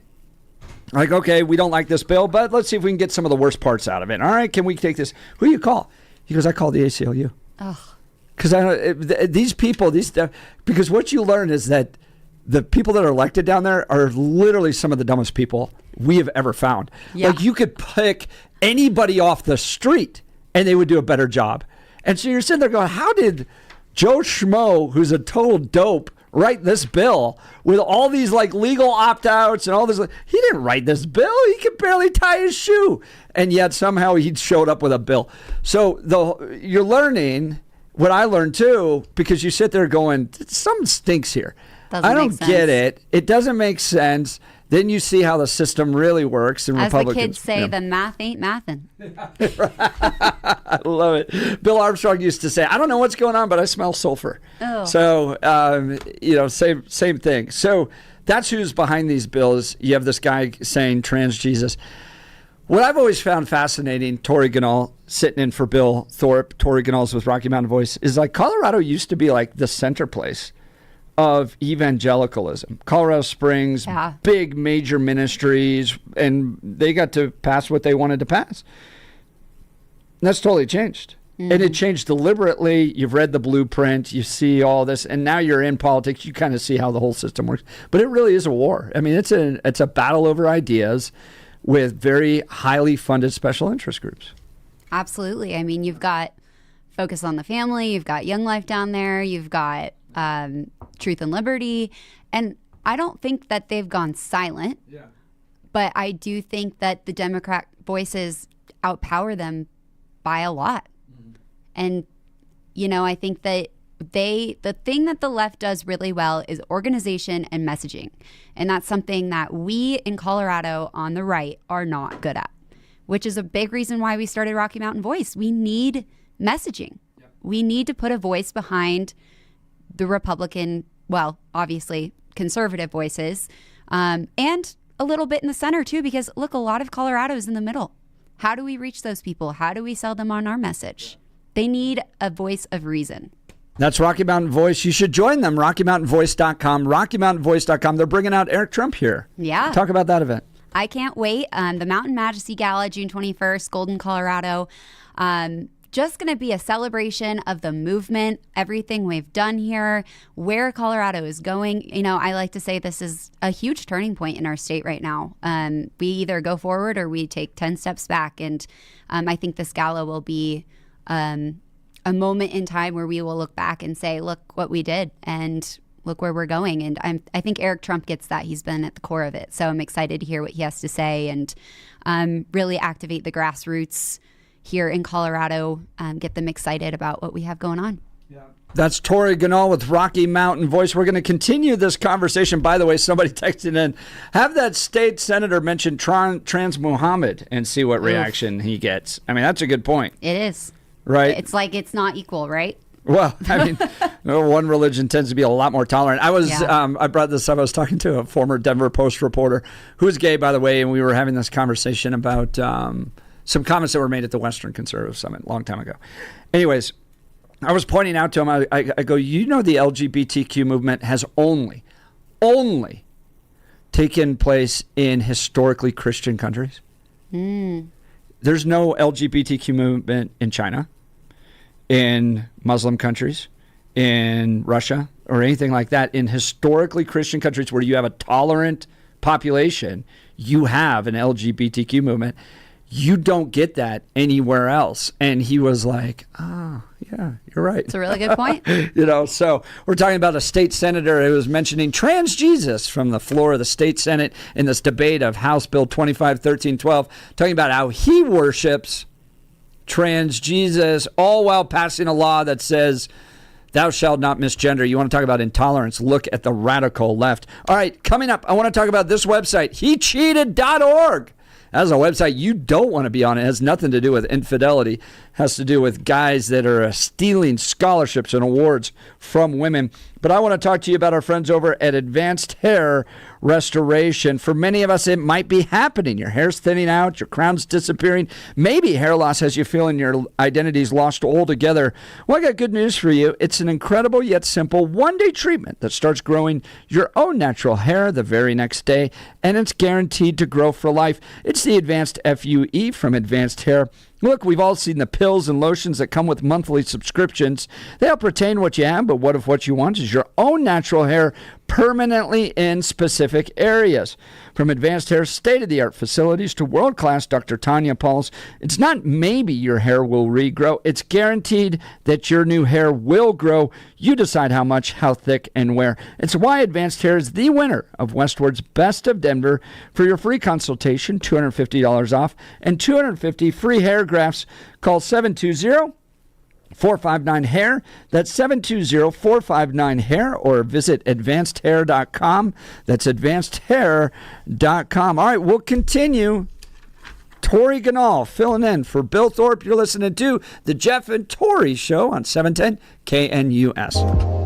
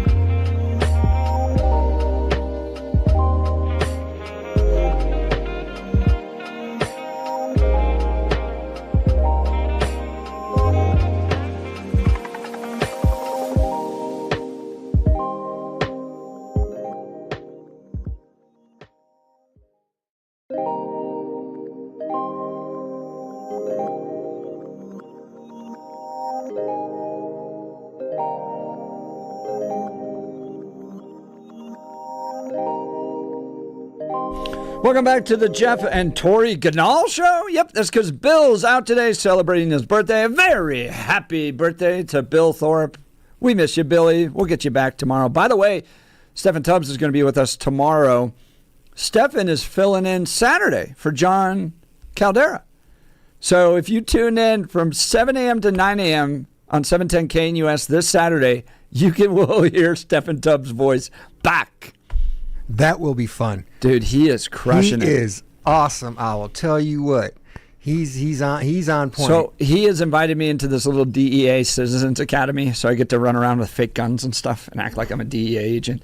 But wear the hat. Wear the hat. The hat will work. You and Chuck Norris, man. Wear the hat, you Ranger. I'm having so much fun with it and realized I made the wrong career choice because being a DEA agent is so cool. And these are the same guys that busted that illegal underground club in Colorado Springs. So I get to hang out with those guys. Stephen Tubbs is the man, and he's going to be back this Saturday, 7 to 9 a.m., filling in for John Caldera. And he's going to be with us tomorrow on some latest updates that are coming from the DEA. So not going to want to miss this. So I came across this new website. So they built a website of a list of all the girls that had missed out on championships, scholarships, trophies, stuff like that. So now they're launching an alternative side to this whole issue about men competing in women's sports, and it's called hecheated.org. Okay? A record of males who have robbed female athletes of success and opportunities in sports and the organizations who have helped them do so. I've always felt this way about these guys. I love it. Shame them. Put them on the list. Exactly. They want to dox us. You know, I'm not saying we go dox them, but like the least we can do is put them on a list. Well, and it's a list that you should be shamed for being on, because we're not talking about you competing against girls in chess, right, or debate club or whatever it might be. These are guys that are on the light end, stealing awards and scholarships and stuff like that.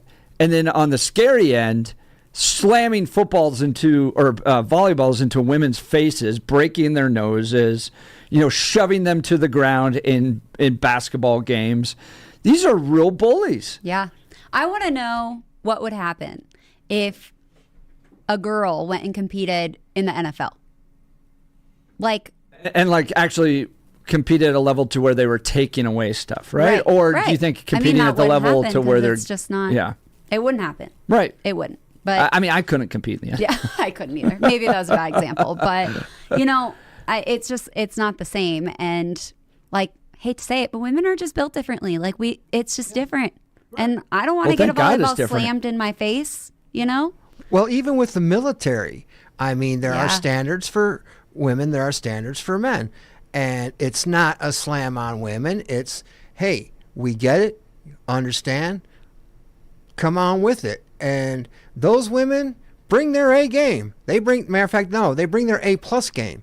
So to have this type of thing happen in a sport where a lot of these women have been doing it since 3, 4, 5 years old, you work your whole life to get this award, and then you get it taken away from you. And scholarships are lost over this. Yeah. There's a systematic problem with that, and how anybody can sit there and look at themselves in the mirror and be proud of anything like that because they took an opportunity from someone who worked their entire life to get to that point. Mm-hmm. It reminds me of, it doesn't seem much different than a middle school kid competing in a third grader's, sport. Right? It's just unfair. You're like, bro, you're built differently. You got a total advantage here. And you just came in here and you just, bullied everybody else on the field. Reverse it even into a academic. You're not going to put a college student up against a middle schooler. Yeah. It's not going to be... It's basic fairness stuff. Now, these guys get on this list, and they're already starting to put it on here. So here's an example. A trans-identifying male playing girls' high school basketball, Rose Johnson, injured a female opponent from Leland and Gray High School in a collision during a 2023 match. As a result, the girl was not able to return to play for the remainder of the game. So these guys get put on this list. It could result in some lost opportunities, some shame.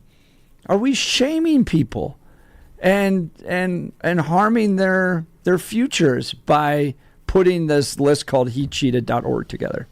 That's what the left's going to say, Tori. Yeah, absolutely. But what about the shame for taking away a scholarship from a top swimmer or a top volleyball person in school? It's like, I don't know. It's just messy and it's unfair, and it could end up in a serious injury, lawsuits. I mean, it's messy. And I totally agree with you, and I think these guys should be publicly shamed. I think they should be called out because, look, there's ways to move things through a social culture, right? Mm-hmm. One of them is not legally. I mean, you can, obviously, I think there's Title IX violations, all that stuff. But when there's public shame, too, that comes with doing something, particularly harming or taking away opportunities for girls, that's going to do stuff to turn this around. I want to bring up the last election. The most impactful ad against Kamala Harris by Donald Trump, do you remember this one? Had to do with Kamala Harris talking about how she wanted taxpayers to pay for sex change operations for illegal aliens that had been arrested. So criminal illegal aliens were going to get sex change operations paid for by taxpayers, right? And the left's going, well, you're just mean to trans people. And no, the point being, you had somebody that was clearly out of touch with reality. Yeah. That's why Donald Trump ran that ad. Where you're going, one, we're $36 trillion in debt. This is where we think we're going to spend the money. But two, why are we paying for they came here illegally and they're criminals. And now we're going to, so it's like you're so out of touch with reality that I'm going to use this against you to showcase the fact that you're a lunatic. In this case, when you create a website like hecheated.org, which is what we're talking about, hecheated.org, you're now starting to create that social pressure that these people are out of touch with reality. They're harming other people. We can bring up Title IX cases and go through the whole legal process, but I sure as hell hope your name, if you're injuring girls in sports as a dude, ends up on that list, and jobs don't want to hire you, and you lose out on your scholarship opportunities because school's like, I don't want this person here. They're clearly insane. So, it creates that social pressure. I think it drives the agenda forward, and I appreciate it. Let's go to the phone lines. Jay Sterling. Good morning, Jay. You're on the Jeff and Tori Ganahl show. Good morning. I want to say something. I think we have to look to the higher power. I mean, these people need to have their head examined, and they need a psychiatric, whatever you want to call it, for them to allow men to play in women's sports. We need to look up higher to the leaders that are allowing this to happen. The people that are above saying, yeah, it's okay. That would be like the NCAA, these different CHASA here in Colorado that allows that to happen. But we need to look up to the people in power of that particular school or sport. Yeah. Jay, I agree with you, and I've raised this question. We had Michelle Chandler. Yeah, Michelle Chandler. She was came on out our with an show. article about her yesterday. Yeah, we had her on the show the other day, and I raised this question to her: why is it up to a woman to put her knee into the back of a dude for 20 minutes till the police came? Where were the men? Right. That's the question I've always raised about this trans stuff. Like, if your daughter got her face smashed in by a volleyball because a dude slammed it into her face. Where are the dads? Where are the dads? I'm sorry, but if that happened to my daughter, I would. Well, I'll tell you. Let me say something. I want your opinion. So, therefore, I think everybody's scared because the way things seem to be going, if you stand up for your own family members or your own whatever, if you stand up for what is right, they try to go after you. True. Yeah.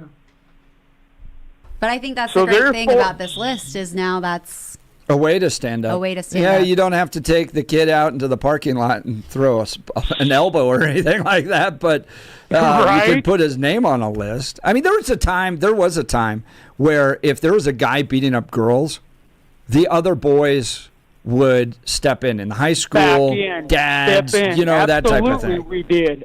Absolutely, we did. I mean, that was just our humanity. That's how we grew up. You know, and a guy took pride in himself for standing up for what was wrongdoing. Anything that was wrongdoing, other guys would just, that's it. You're not going to do something evil, wrong, whatever have you. And now it's turned into, I don't even know. You got better terminology than I do. No, I think that's a big missing piece here. Riley Gaines talks about it all the time. Like, it took other women to finally stand up. And where were the guys this whole time going, we're not going to allow you to take away, steal things from girls. We're not going to allow you to injure girls during these sports. And finally, you know, maybe some guys will step up. But I think that's symptomatic of a larger problem we have where we're not empowering men to be men, especially when they're young. No, that is absolutely true. But a man cannot bear a child. So we men stand up for whatever, because they can do something that we can't, and they can do something that we can't. And that's common sense. Jay, you're exactly right. I appreciate the call. Jay from Sterling. Check it in. So the website, again, hecheated.org, hecheated.org. I want to talk to you about our good friends at the Colorado Farm Bureau. Whether you pulled out your skis or snowmobiles this last winter, it was a great year for winter fun, but the snow means even more to the good people in Colorado agriculture, and I want you to know that our state's farmers and ranchers are doing their part to protect our future water resources. We've all got to make it work in Colorado. If you've ever been down to the state capitol, you know all those paintings down there are all about water. That's because water's gold here, and the people of Colorado agriculture always have conservation, efficiency, and reuse top of mind when it comes to water use. As the metro area continues to grow, Colorado Farm Bureau leads talks with state policymakers about preserving water for all areas of the state as pressure on the water system grows.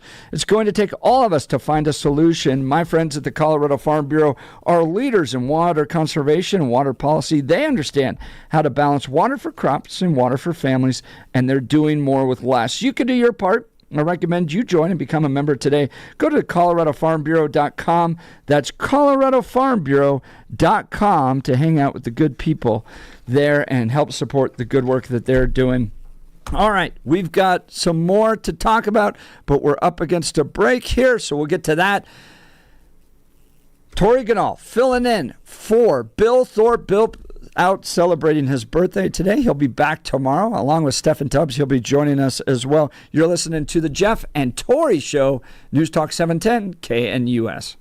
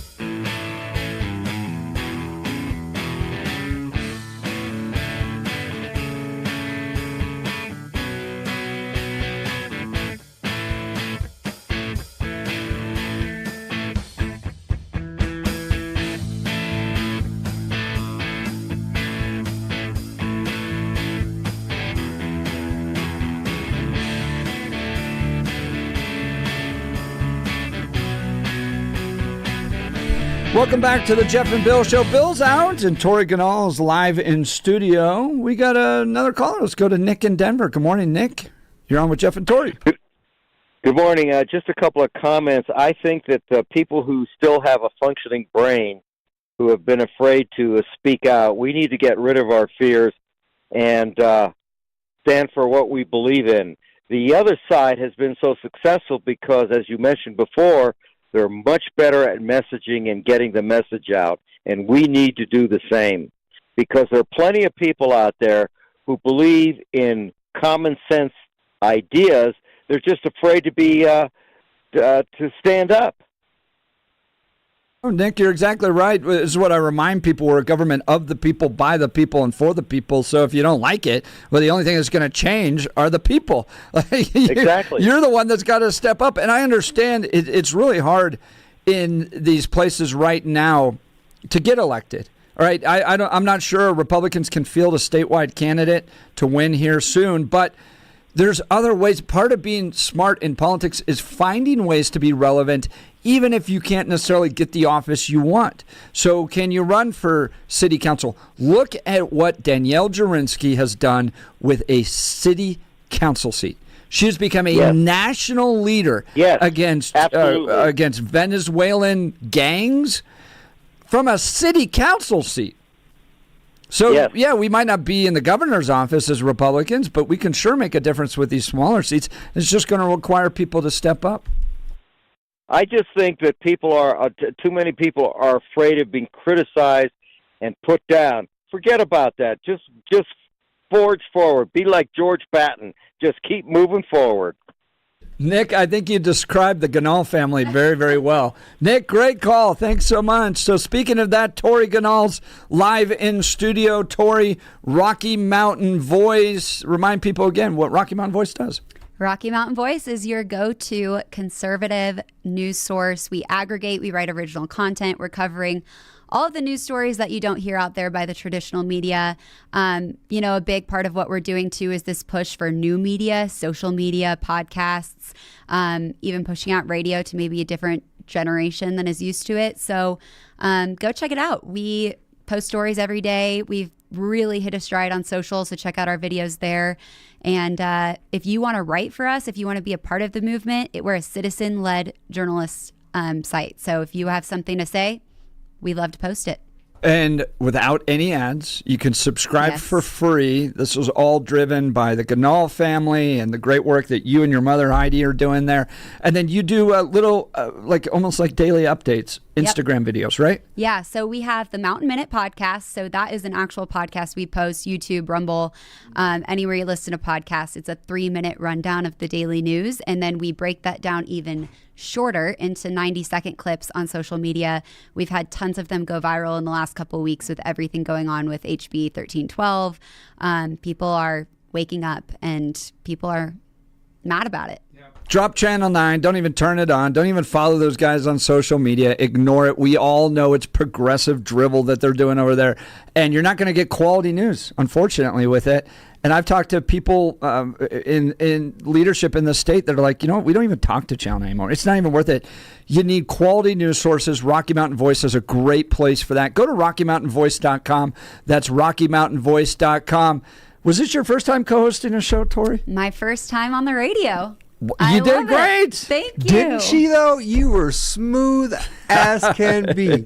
That was awesome. My mom is real happy that I'm actually putting my broadcast journalism degree into action today. And then your mom's going to be filling in for Dan Kaplis coming up soon, right? Yep, this afternoon. So. Is it this afternoon? Yes. So Tori's on 710 KNUS. Heidi's on with Dan Kaplis on a different station. Mother and daughter. Through and through. Right on. I'm with it then. There you go. What did they say? The apple doesn't fall far from the tree. Yeah, right? When I walked in, someone pointed me out right away and said, "You're Heidi Ganahl's daughter. You look just like her." You do. I was just telling Blake Olson about that. You two are dead ringers. Yeah, I'm the blonde version. So that's Tori Ganahl. Go to RockyMountainVoice.com. Be a part of the great work that they're doing. They're bringing out Eric Trump here. It's nice to get a Trump out here in Colorado. I invited him. I had the dad, President Trump, in 2016. I was Don there. Jr. Were you? Mm-hmm. I was. That was my actually middle school, right? I was in college. Were you in college? I was in college, but that was honestly the start. My very first political event that I'd ever been to. It was great. I remember Lila Rose was there. Yeah, that's exactly right. That was like Eric Metaxas. Yes. Phil Robertson from Duck Dynasty. Yes. That was one of the more fun summits we ever had. It was a blast. Ben Shapiro. But go back to them. Ben Shapiro was not a fan of Donald Trump. No. Got up and said some nasty words about him. I do remember that. I actually just got to hang out with Ben Shapiro and you at the Turning Point inauguration party. Gala. Yeah. That was fun. Well, Tori Ganahl's doing great work. You can listen to Heidi later today, filling in for Dan Kaplis, the Ganahl family, making a difference out there. And then go eat at GQ Barbecue, which is run by your stepfather, Jason Ganahl. Got the whole gang to support the Ganahls. Right. They're doing great work. Well, you did fantastic. Thank you so much. Billy will be back tomorrow. Stephen Tubbs is going to join us. We'll have a ton of fun. Back tomorrow on the Jeff and Bill Show. You're listening to Denver's news talk leader, 710 KNUS. See you tomorrow.